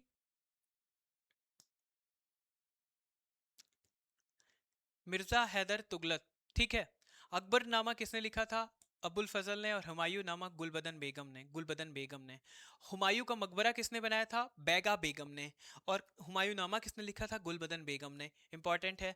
किसके मकबरे पे, किसके मकबरे पे ऊपर गुंबद नहीं है? तो अकबर के मकबरे पे। किसके गुंबद पे दो, किसके मकबरे पे दो गुंबद है? तो हुमायूं के, ठीक है, दिल्ली में है, ठीक है। तो क्या हो गया, ए का 2, बी का 3, सी का 4 और डी का 1। 2 3 4 1, 2 3 4 1 पहला सही है। अब यहाँ पे कुछ बुक्स है, बहुत इंपॉर्टेंट है, मोस्ट इंपॉर्टेंट यहाँ पे लिख लीजिएगा, मोस्ट इंपॉर्टेंट। तुजुके बाबरी बाबर, तारीखे रसीदी मिर्जा हैदर दुगलत, हुमायूं नामा गुलबदन बेगम, तारीखे सालातीन ए अफगान अहमद यादगार फारसी में लिखा गया है, हबीब उस सियार खोंडमीर फारसी में लिखा गया है। देखिए तुझके बाबरी तुर्की में है, बाकी ये सब फारसी में ही है। फिर क्या है, कानून हुमायूनी खोंडमीर, ये कब किसने, खोंडमीर ने लिखा है फारसी में। तारीखे शेरशाही अब्बास खां सरवानी ने लिखा है फारसी में। तोहफाए अकबर शाही अब्बास खां सरवानी ने लिखा है फारसी में। और अकबरनामा अबुल फजल ने लिखा है फारसी में। आइए देखते हैं अगला question. Name the magazine published by Mahatma Gandhi in south Africa. तो कब किया गया था? नवजीवन, हरिजन, इंडिया ओपिनियन या अफ्रीकन न्यूज? अफ्रीकन न्यूज का संबंध महात्मा गांधी से नहीं है।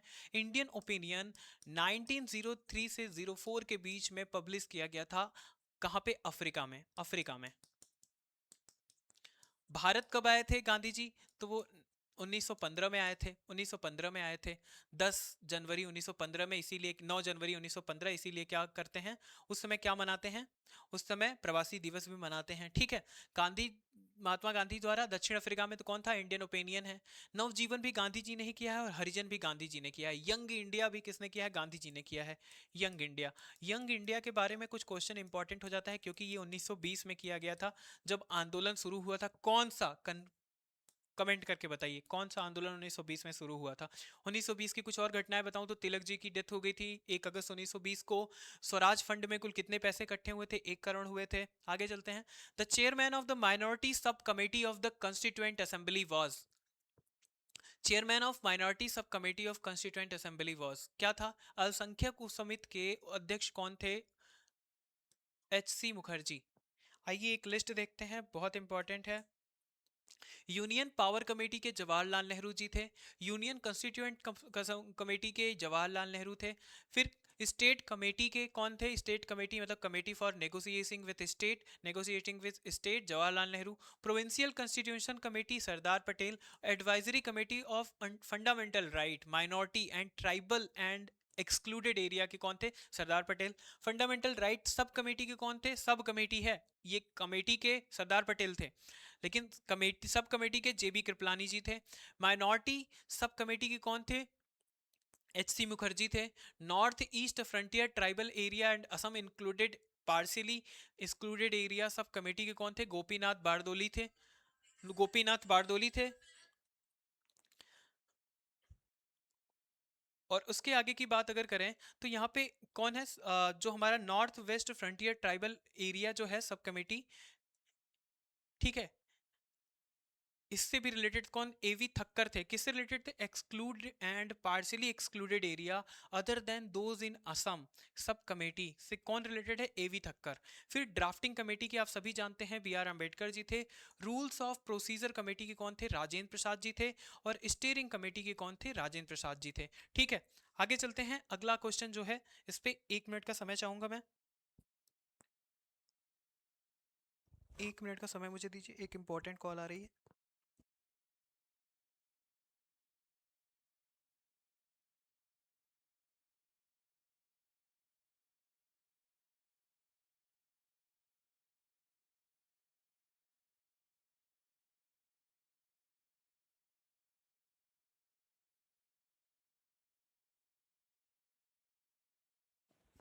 ठीक है, स्टार्ट करते हैं। Which department was handled by doctor Rajendra Prasad in the interim government 1946? तो कौन था? देखिए राजेंद्र प्रसाद जी को इस समय कौन सा विभाग दिया गया था? तो फूड एंड एग्रीकल्चर विभाग दिया गया था। यहीं पे एक छोटी सी लिस्ट है, इसको देख लेते हैं, बहुत इंपॉर्टेंट है, 1946 वाली लिस्ट ही है। 1946 में ये जो अंतरिम सरकार थी, इंटरिम गवर्नमेंट थी, इसमें किसको कौन कौन सा पद मिला था? जवाहरलाल नेहरू जी को क्या मिला था? परिषद के उपाध्यक्ष थे, राष्ट्रमंडल संबंध तथा विदेशी मामले इनके अंतर्गत थे। सरदार वल्लभ भाई पटेल की बात करें तो गृह मंत्रालय, सूचना एवं प्रसारण मंत्रालय। राजेंद्र प्रसाद जी की बात करें तो खाद्य एवं कृषि मंत्रालय। जान मथाई जी की बात करें तो उद्योग एवं नागरिक आपूर्ति मंत्रालय। क्या जगजीवन राम की बात करें तो श्रम मंत्रालय। सरदार बलदेव सिंह की बात करें तो रक्षा मंत्रालय। C.H. भाभा की बात करें तो कार्य खान और ऊर्जा मंत्रालय। लियाकत अली की बात करें तो वित्त मंत्रालय। आसफ अली की बात करें तो रेलवे एवं परिवहन मंत्रालय। अब्दुल रब निस्तार की बात करें तो डाक एवं वायु मंत्रालय। राजगोपालचारी की बात करें तो शिक्षा एवं कला मंत्रालय। फिर बात करें अगर आई चुरिंदगर जी की, तो ये क्या चुंदरीगर, ये किससे? वाणिज्य मंत्रालय से। और गजनफर अली की बात करें तो स्वास्थ्य मंत्रालय। और जोगेंद्र नाथ मंडल की बात करें तो विधि मंत्रालय। ठीक है, आगे चलते हैं। विधि विभाग था इनका। आगे चलते हैं। Which article of the constitution prohibits Indian citizen from accepting title from foreign state without presidential permission? देखिए जब प्रेसिडेंशियल परमिशन की बात हो तब इस पे ध्यान देना है, नहीं तो देखिए पिछले क्वेश्चन, मेरा एक क्वेश्चन था जिसमें मैंने प्रेसिडेंशियल परमिशन को काट दिया था क्योंकि वहां पे वो शब्द नहीं होना था, वो गलती से आ गया था। तो अगर राष्ट्रपति की अनुमति के बिना विदेशी उपाधि को स्वीकार करने की बात है, एबुलेशन ऑफ टाइटल्स की बात 18 में की गई है। ठीक है, इक्वलिटी की बात 14 में की गई है। और जब बात करें हमारे पर्सनल लिबर्टी की तो वो 21 में है। और 56 की बात करें तो टर्म्स ऑफ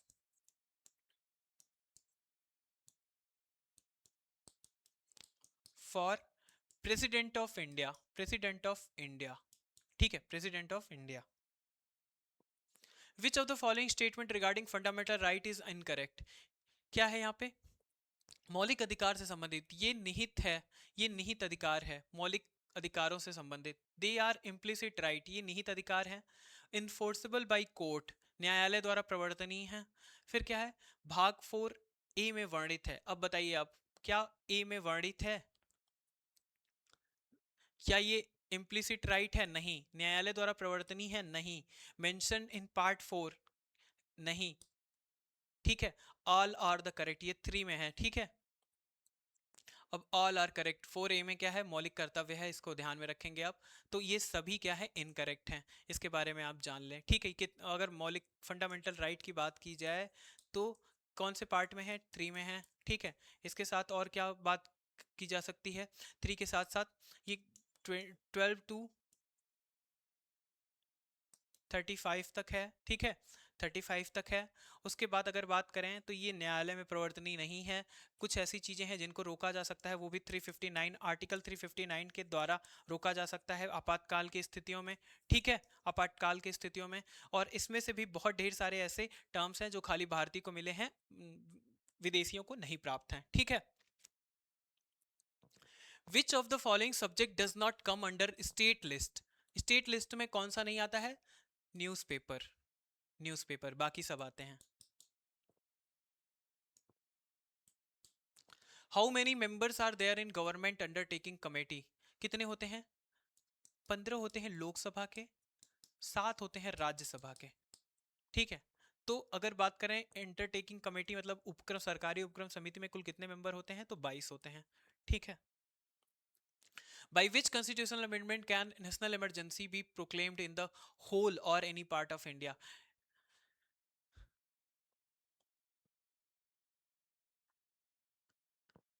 352 के अंतर्गत क्या किया जाएगा, 44 में किया गया। ठीक है, 44 में किया गया। अच्छा, एक बात और है, जब यहाँ पे आपातकाल की बात की गई थी तो यहाँ पे एक वर्ड था,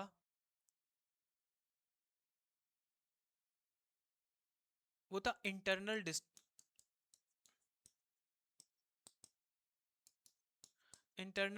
डिस्टरबेंस। उसको हटा के आर्म्ड रिबेलियन, डाल दिया गया था। ठीक है, उसको ध्यान में रखेंगे आप। विच of the following 5 year plan aimed at rapid and social development. कौन सी पंचवर्षीय योजना का उद्देश्य तीव्र और सामाजिक विकास था, तो वो कौन सा था, 11th का। कौन सा का, 11th का। एक लिस्ट है, इसको देखते हैं, इंपॉर्टेंट है।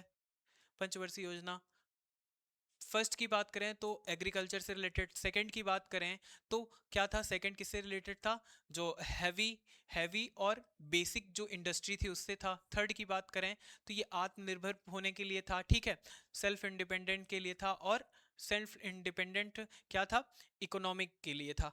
फिर फोर्थ की बात करें तो फाइनेंशियल स्टेबिलिटी के लिए था। ठीक है, फिफ्थ की बात करें तो पॉवर्टी को कम करने के लिए था। सिक्स्थ की बात करें तो एम्प्लॉयमेंट और गरीबी के लिए था, मतलब कि अनएम्प्लॉयमेंट और गरीबी को ख़त्म करने के लिए था। सेवेंथ की बात करें तो मॉडर्नाइजेशन और सेल्फ इंडिपेंडेंस था। और एट्थ की बात करें तो मानव संसाधन और विकास, मतलब कि एचआर के लिए है। नाइन्थ की बात करें तो ये क्या था, एक जस्टिस, मतलब कि एक जस्टिफाइड डेवलपमेंट के बारे में बात की गई थी। टेंथ की बात करें तो गरीबी बेरोजगार समाप्त करना था, मतलब कि जो एक तरीके से जो छठे में कहा गया था कि गरीबी उन्मूलन रोजगार सृजन की बात, यहाँ पे क्या है, पॉवर्टी और अनएम्प्लॉयमेंट को ख़त्म करना। 11th की बात करें तो फास्ट और कैसा विकास, तीव्रतम विकास की बात यहाँ पे की गई है। और जब 12वीं की बात करें तो संपोषणीय और समावेशी विकास की बात यहाँ पे की जा रही है, जो कि 2012 से 17 के बीच में है। अब देखते हैं यहाँ पे, कमेंट करके बताइए कि रूलिंग आउट टाइम कब कब का था। Which department was handled by Dr. Rajendra Prasad in the government form in 1952। तो देखिए 1952 में तो ये क्या हो गए थे, प्रेसिडेंट हो गए थे। प्रेसिडेंट हो गए थे, तो प्रेसिडेंट मतलब राष्ट्रपति हो जाने के बाद, राष्ट्रपति हो जाने के बाद ये किसी उससे रिलेटेड नहीं थे, तो इनमें से कोई नहीं। विच of the following acid is found in grapes. तो अंगूर में कौन सा पाया जाता है, टार्टरिक एसिड। टार्टरिक एसिड पाया जाता है। ठीक है, एसिटिक एसिड नहीं पाया जाता, सिट्रिक भी नहीं और ब्यूट्रिक भी नहीं। विच of the following statement regarding graphite is incorrect. क्या है ग्रेफाइट के बारे में, गुड कंडक्टर ऑफ इलेक्ट्रिसिटी, सही है। It is related density is 2.2, बिल्कुल सापेक्ष घनत्व इसका 2.2 है। It is also called black mirror, बिल्कुल कहलाता है black mirror. Carbon sp3 is in hybridization 1s2। 2s2 2p2 2s2 2p2 sp2 है, sp3 नहीं है, sp2 है, ठीक है, sp2 है। अच्छा एक बात और, जैसे मानिए कि ये है इसका एक, मैं आपको बता दूं कि ये क्यों होता है।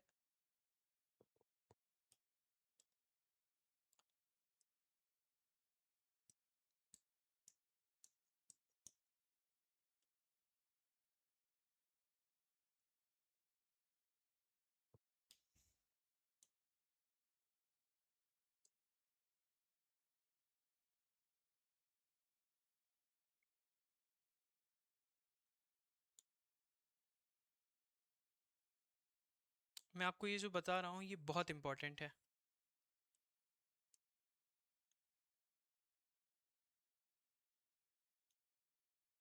इसके जो फ्री इलेक्ट्रॉन होते हैं कुछ ऐसे होते हैं, ठीक है, कुछ ऐसे। मैं रेड पेन ले रहा हूँ, जो फ्री इलेक्ट्रॉन है, ये लोकलाइज्ड इलेक्ट्रॉन है, मतलब ये फ्री इलेक्ट्रॉन है। बाकी के ये सारे तो जुड़े हुए इलेक्ट्रॉन है। ये जो फ्री इलेक्ट्रॉन है, इन्हीं की वजह से क्या होता है, ये it is a good conductor of electricity, क्योंकि इसमें फ्री इलेक्ट्रॉन पाए जाते हैं जो मूवमेंट करते रहते हैं, जिसकी वजह से ये इलेक्ट्रॉन क्या है, ये गुड कंडक्टर होते हैं। तो इस बात को आप ध्यान में रखेंगे। आगे चलते हैं।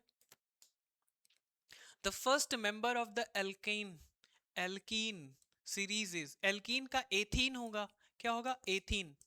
एथीन का फॉर्मूला क्या होगा, C2H4। मीथेन किसका होगा, ये होगा एल्केन का, किसका होगा, एल्केन का, ये मीथेन है, इसको मीथेन कहते हैं। ये क्या है, एथीन है, यही इसका सही है।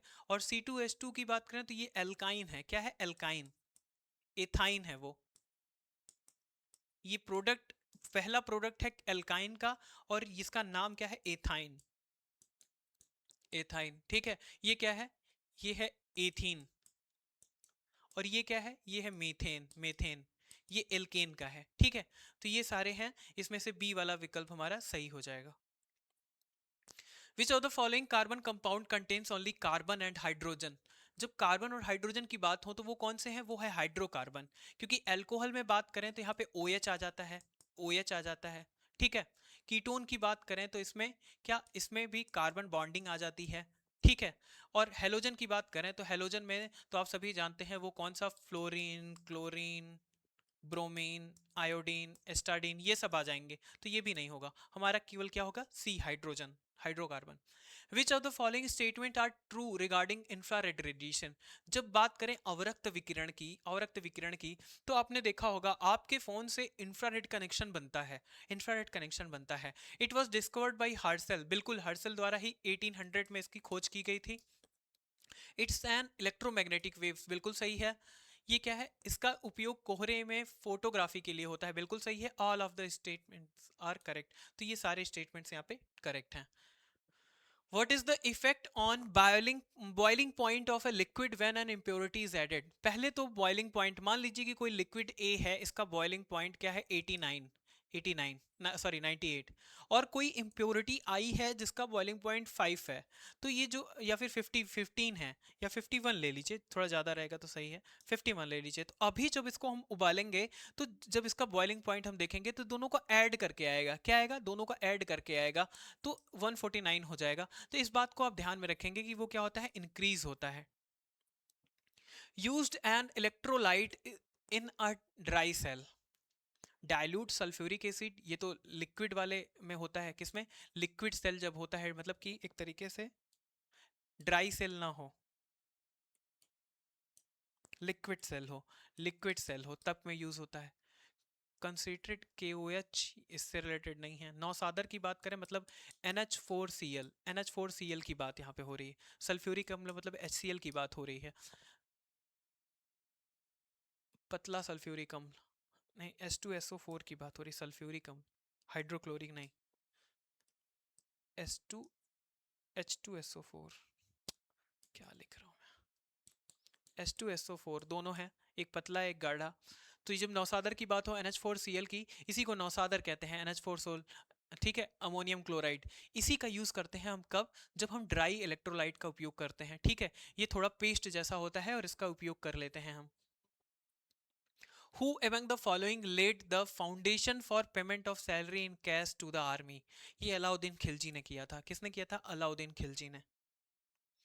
Who was the minister of industries and supply in the interim government? John Mathai.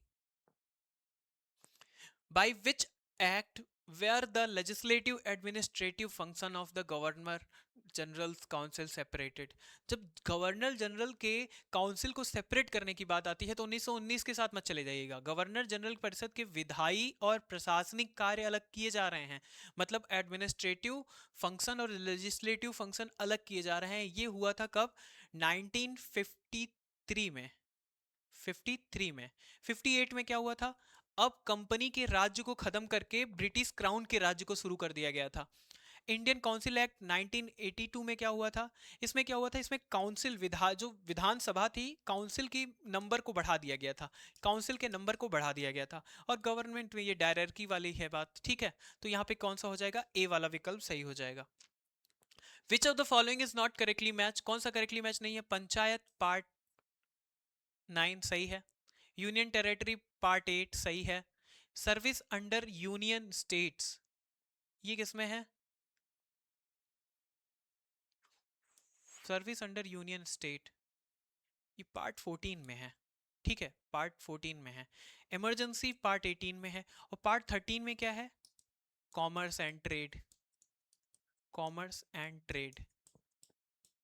ठीक है, कॉमर्स एंड ट्रेड. बाकी का पार्ट मैंने पढ़ा दिया है अच्छे से, आप जाके देख सकते हैं. Equality of opportunity in public employment is mentioned in which article? सार्वजनिक रोजगार में अवसर की समानता, मतलब पब्लिक एम्प्लॉयमेंट में इक्वलिटी के लिए कौन सा आर्टिकल है? 16 है. ठीक है, 16 है. 15 क्या है? भेदभाव को खत्म करने के लिए. ठीक है, जो मतलब जो इक्वलिटी है उसको लागू किया जाएगा पब्लिक सेक्टर में, पब्लिक एम्प्लॉयमेंट में, वो 16 है. आर्टिकल 15 में क्या है? कि भेदभाव को समाप्त करना. बिल्कुल. 18 क्या है? एबोलिशन ऑफ टाइटल्स है. आर्टिकल 21 क्या है? ये तो मैंने आपको बता दिया, पर्सनल लिबर्टी की बात, लिबर्टी की बात यहाँ पे की जाती है. ठीक है, और एजुकेशन भी है इसमें 21A में. बाई विच, इसमें मैंने टिक लगाया कि नहीं? 16. अच्छा, 16(6) में क्या है? EWS का जो रिजर्वेशन दिया गया है, reservation. By which amendment was it made mandatory for the president to act on the advice of council of minister? तो किस संशोधन द्वारा राष्ट्रपति को प्रधानमंत्री परिषद की सलाह मानने के लिए बाध्य किया गया था? ये 42वें संशोधन 1976 में. 42वें संशोधन 1976 में किया गया था. 44वें में इसको हटा दिया गया था. लेकिन जब 44 में लाया गया तो हटाया क्या गया? एक बार राष्ट्रपति लौटा सकता है, लेकिन दूसरी बार जब आएगा तो मानना पड़ेगा ही. ठीक है, तो 42nd अमेंडमेंट 1976 में. When was the Ganges dolphin declared the national aquatic animal? ये 2009 में किया गया था. लेकिन हालांकि बाद में 18 मई 2010 को ये घोषित किया गया था, 2009 को. ठीक है, लेकिन पूरी तरीके से मतलब विधि विधान पूर्वक कब किया गया था? 18 मई 2010 को. Which of the following are example of polysaccharide? तो पॉलीसेक्राइड का एग्जाम्पल कौन सा है? ग्लूकोज, फ्रक्टोज, माल्टोज या काइटिन? जल्दी बताइएगा. पॉली का मतलब है कौन सा? देखिए यहाँ पे मोनोसेक्राइड नहीं है, डाईसेक्राइड भी नहीं है, पॉलीसेक्राइड है. ये क्वेश्चन मैं करा चुका हूँ, इसको मैंने एक बार और कराया है, ये डबल बार है. इसका आप कमेंट करके जरूर बताएंगे, 60 नंबर डाल देंगे और इसका आंसर बताएंगे. इसको मैंने बहुत अच्छे से समझा दिया है, ये क्वेश्चन आप करेंगे. मैथ्स लिस्ट 1 एंड लिस्ट 2 क्या है? विटामिन एंड डिस्कवर्स कौन है? देख लेते हैं. विटामिन ए की बात की जाए तो ये हॉपकिंस हैं. कौन है? हॉपकिंस. विटामिन बी की बात करें तो होल्स्ट हैं. और विटामिन डी की बात करें तो कौन है?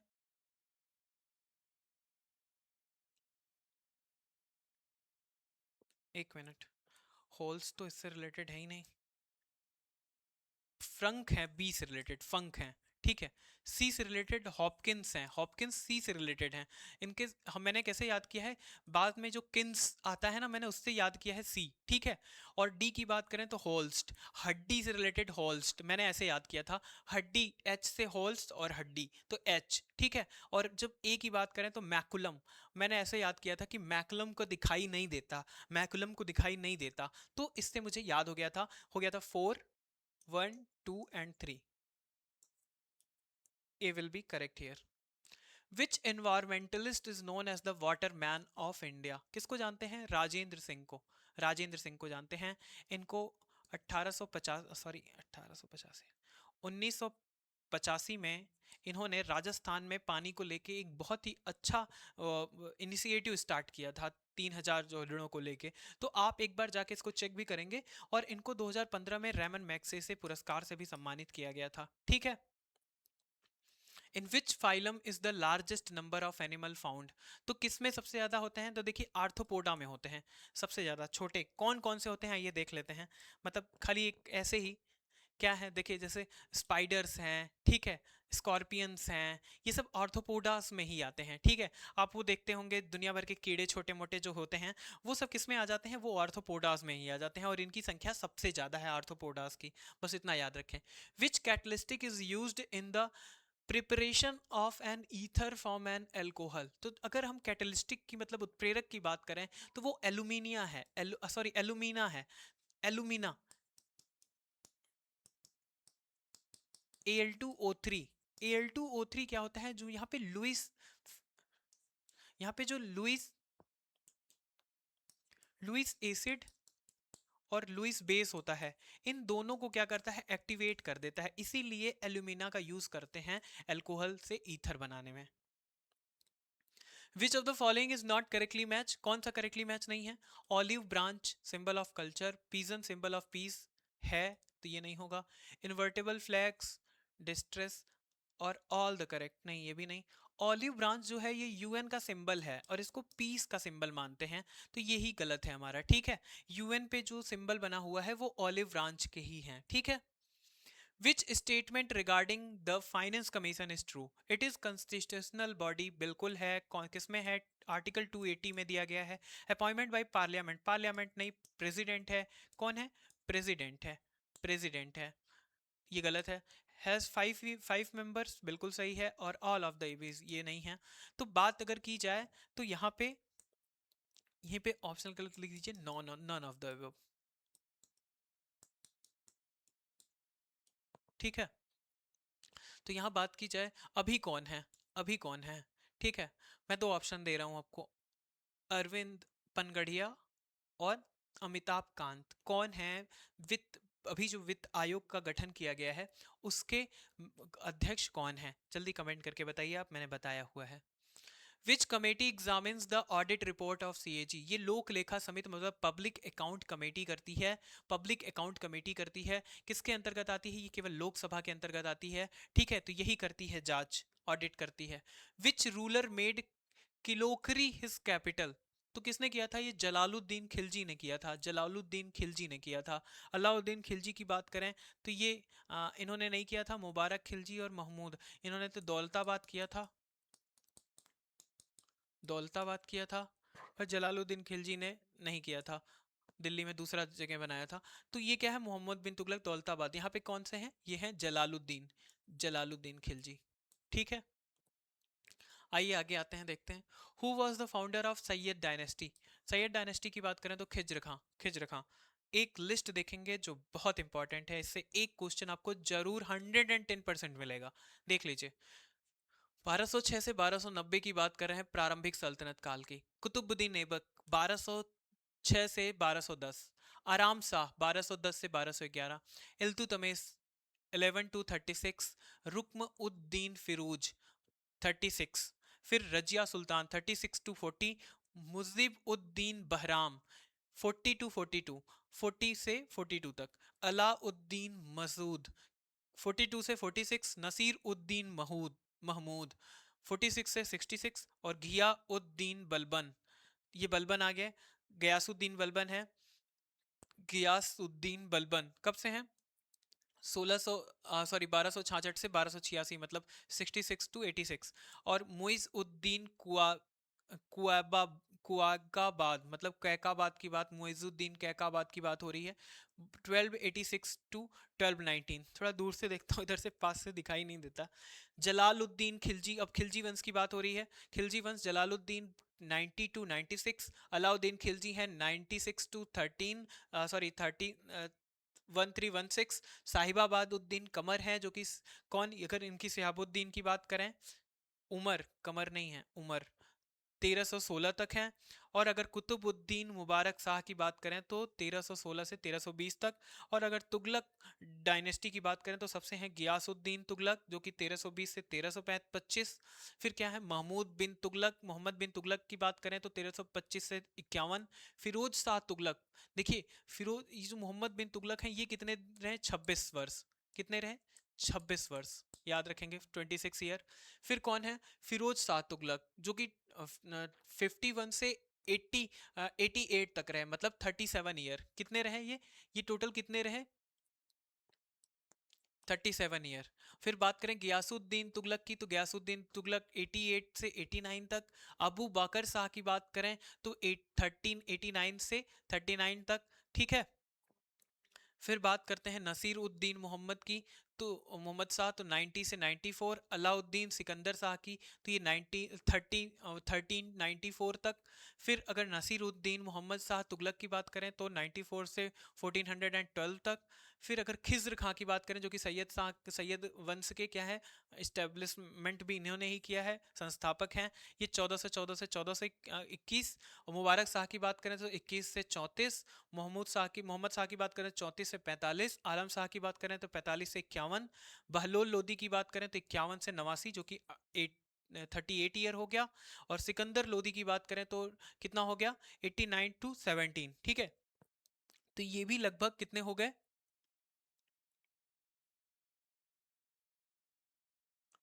26,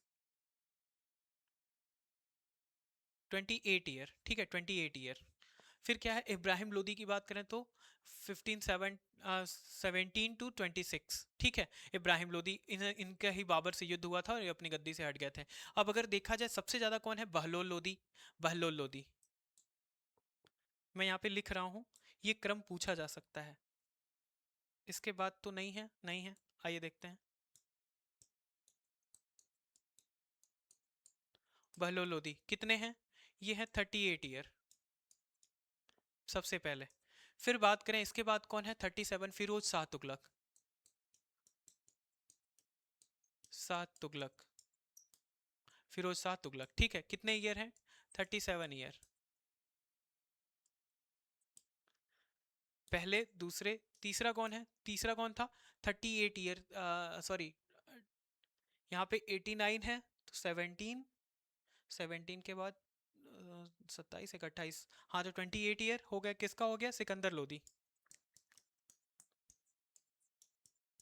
सिकंदर लोदी का कितना हो गया, 28 ईयर। फिर उसके बाद फोर्थ कौन हो गया, फोर्थ हो गए हैं मोहम्मद बिन तुगलक, एमबीटी। एमबीटी कितने हो गए, 26 ईयर। बहुत इंपॉर्टेंट है, याद रखिएगा, ठीक है, याद रखिएगा आप सभी। Who was the first Gupta ruler assume the title परम भागवत। तो परम भागवत सबसे पहले चंद्रगुप्त द्वितीय ने किया था, किसने किया था, चंद्रगुप्त द्वितीय ने। चंद्रगुप्त प्रथम ने महाराजा धीराज किया था, महाराजा धीराज किया था। समुद्रगुप्त ने कविराज किया था,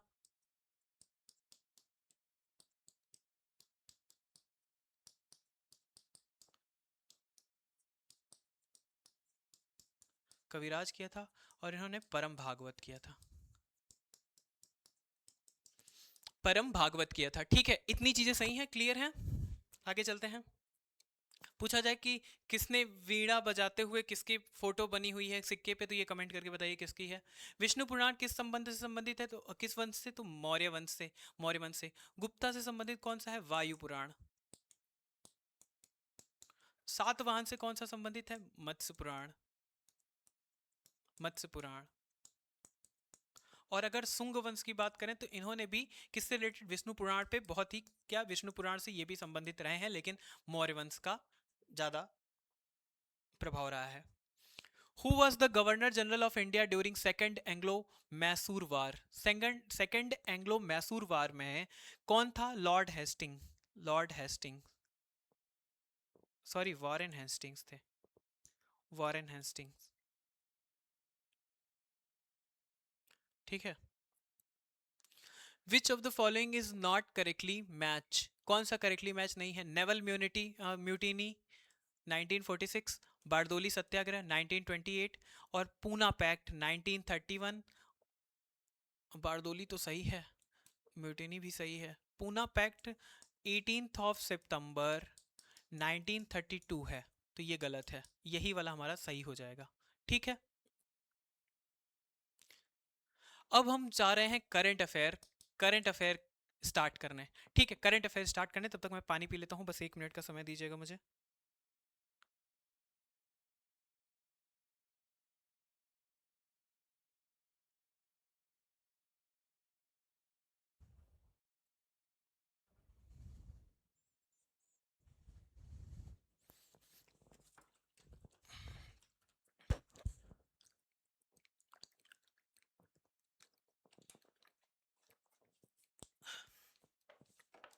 आशा करता हूँ आपको चीजें समझ में आ रही होंगी। देख लेते हैं, तिरुमाला हिल्स एरामाटी डिब्बालू को यूनेस्को की संभावित सूची में शामिल किया गया है, कहाँ के? आंध्र प्रदेश के। सितंबर 2025 में 71वें राष्ट्रीय फिल्म पुरस्कार में सर्वश्रेष्ठ फीचर फिल्म का पुरस्कार किसे दिया गया? तो 71 नेशनल फिल्म फेस्टिवल की बात कर रही हैं, तो 12वीं फेल। ठीक है,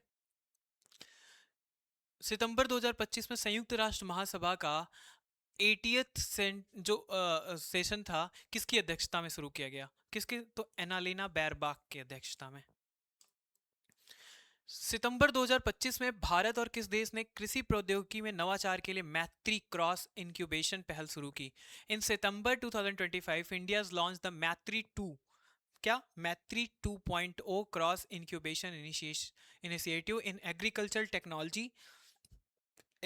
टेक्नोलॉजी विथ विच कंट्री? तो वो क्या है? ब्राजील। क्या है? ब्राजील। ठीक है, 77। अब 77 देखते हैं, आर्टिफिशियल इंटेलिजेंस और बिग डेटा एनालिटिक्स आधारित सड़क सुरक्षा पायलट परियोजना शुरू करने वाला भारत का पहला राज्य कौन सा है? महाराष्ट्र, उत्तर प्रदेश, गुजरात या कर्नाटक? तो आर्टिफिशियल इंटेलिजेंस की बात यहाँ पे हो रही है, और उसके साथ साथ किसकी बात हो रही है? सड़क सुरक्षा की बात, मतलब AI and big data analytics road safety pilot project. तो ये उत्तर प्रदेश से रिलेटेड है। किससे रिलेटेड है? उत्तर प्रदेश से। एआई इम्पैक्ट शिखर सम्मेलन 2026 होस्ट बाई होम, तो किसके द्वारा ये किया जाएगा? AI impact. आप देखिए, जब हम लोग पूछ रहे हैं तो जाहिर सी बात है कि भारत के द्वारा, मतलब इंपॉर्टेंट है।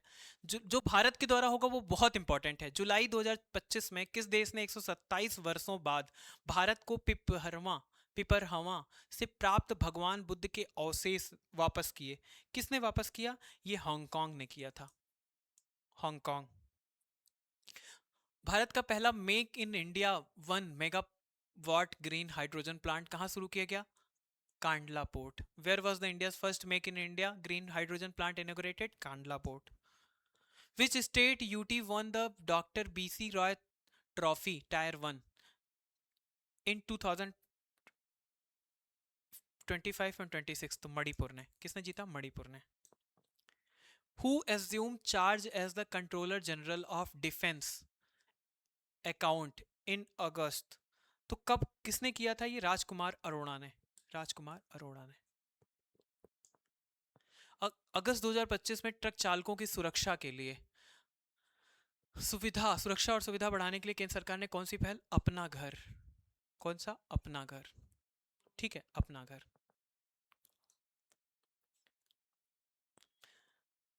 युवाओं को डिजिटल एम्बेसडर के रूप में सशक्त बनाने के लिए संचार मित्र योजना किसने शुरू की? संचार मित्र योजना empowered youth as digital ambassador, दूर संचार विभाग ने।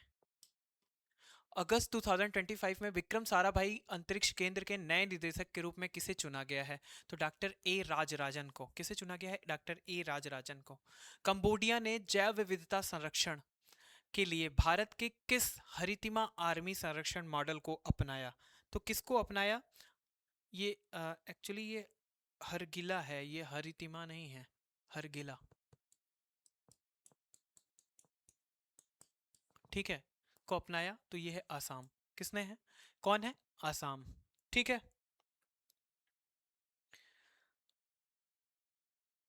ठीक है, आगे चलते हैं। किस देश ने अपनी पहली लंबी दूरी की क्रूज मिसाइल PF-5 फ्लोमिंगो का सफल परीक्षण किया? तो कौन सा, किसने किया है? यूक्रेन ने। यूक्रेन ने।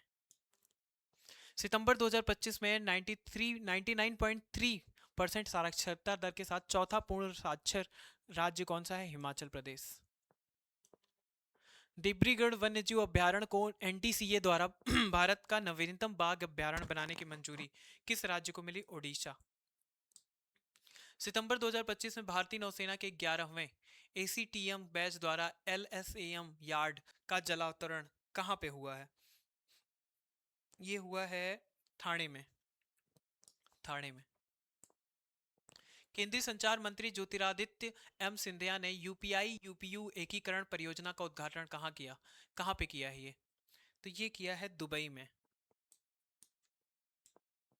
सितंबर 2025 में प्रधानमंत्री नरेंद्र मोदी ने 16वें संयुक्त कमांडर सम्मेलन का उद्घाटन कहां किया? कहां किया ये? तो ये 16वें ये कोलकाता में किया था। ठीक है, कोलकाता में किया था। सितंबर 2025 में नेपाल की पहली महिला अटॉर्नी जनरल के रूप में सविता भंडारी। महिला हॉकी एशिया कप 2025 का खिताब जीतने किसने जीता है अभी? तो ये जीता है चीन। और उप विजेता कौन है? भारत। Runner up Bharat. किस देश ने जंगली कोआलों को क्लैमीडिया संक्रमण से बचाने के लिए दुनिया के पहले टीके को मंजूरी दी? ऑस्ट्रेलिया। Find the value. अब देखिए मैथ के क्वेश्चन, अभी मैंने मैथ के केवल 5 क्वेश्चन लिए हैं। अगर आपको अच्छा लगता है तो आप बताइएगा, क्वेश्चन के नंबर को बढ़ा दिया जाएगा। लेकिन आप ये सोच समझ के बताइएगा, क्वेश्चन 100 ही रहने हैं, उसमें कहाँ बदलाव किया जाए ये आप कमेंट करिएगा। बिल्कुल आपकी बात को मान लिया जाएगा जैसा आप कह रहे हैं। फाइंड द वैल्यू, ये अभी नंबर सिस्टम के क्वेश्चन है। नंबर सिस्टम के क्वेश्चन है। मैं सेगमेंट वाइज ही लेके चलूंगा, चैप्टर वाइज लेके चलूंगा, जिससे आपको आसान भी रहेगा। Find the value of 76। यहाँ पे है 76 की पावर -15 डिवाइडेड बाई 76/4 इंटू 76 की पावर -5। अब इसको सॉल्व करना है, तो आइए देखिए सॉल्व करते हैं। ये डिवाइड में है तो ऐसा हो जाएगा, -15 के पावर के अपॉन में आ जाएगा 4 इंटू 76 की पावर 4। अब देखिए पावर का ही पूरा खेल है। यहाँ पे क्या है? 76 की पावर -15। ये 4 नीचे प्लस में है तो ऊपर जाएगा तो माइनस में हो जाएगा, माइनस हो गया। ठीक है, माइनस हो गया।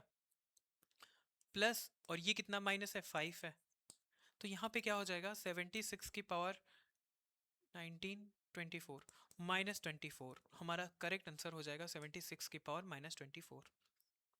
Find the simplest form of a power 5, b की पावर 5, c की पावर 8 अपॉन में a की पावर 8, b की पावर 5 और c की पावर 1। अब इसको क्या करना है? इसको सिंपल फॉर्म में करना है। तो a की पावर 5 -8, 5 -8, ठीक है, हो गया, इंटू b की पावर 5 -5 इंटू c की पावर 8 -1। क्या हो जाएगा यहाँ पे?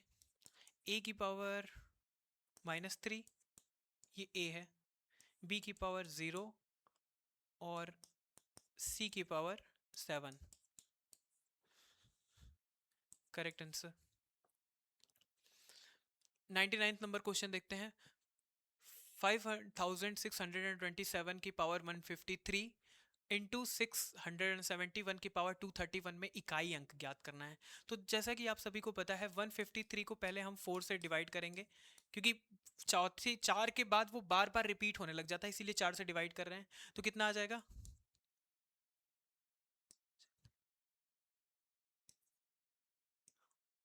38 टाइम्स जाएगा और एक क्या आ जाएगा लास्ट में?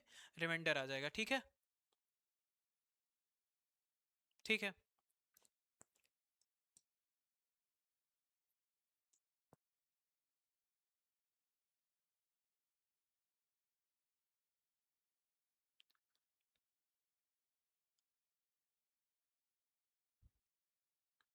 ठीक है, अब यहाँ पे क्या हो जाएगा? यहाँ पे हो जाएगा 7 की पावर 1। ठीक है, 7 की पावर 1 इंटू 1 की पावर 1। ठीक है, 1 की पावर, यहाँ पे 230 है तो ये 1 हो जाएगा, एक तरीके से 4 से पूरा डिवाइड हो जा रहा है, तो यहाँ पे 7 इसका सही आंसर आ जाएगा, 7। लास्ट क्वेश्चन देखते हैं। Find the unit digit of 7 की पावर 95 माइनस 3 की पावर 58, इसको क्या करना है, सॉल्व करना है। ये 95 है और ये 58 है, तो सॉल्व कर लेते हैं। 7 की पावर 95 है, तो इसको जब 4 से डिवाइड करेंगे तो कितना हो जाएगा,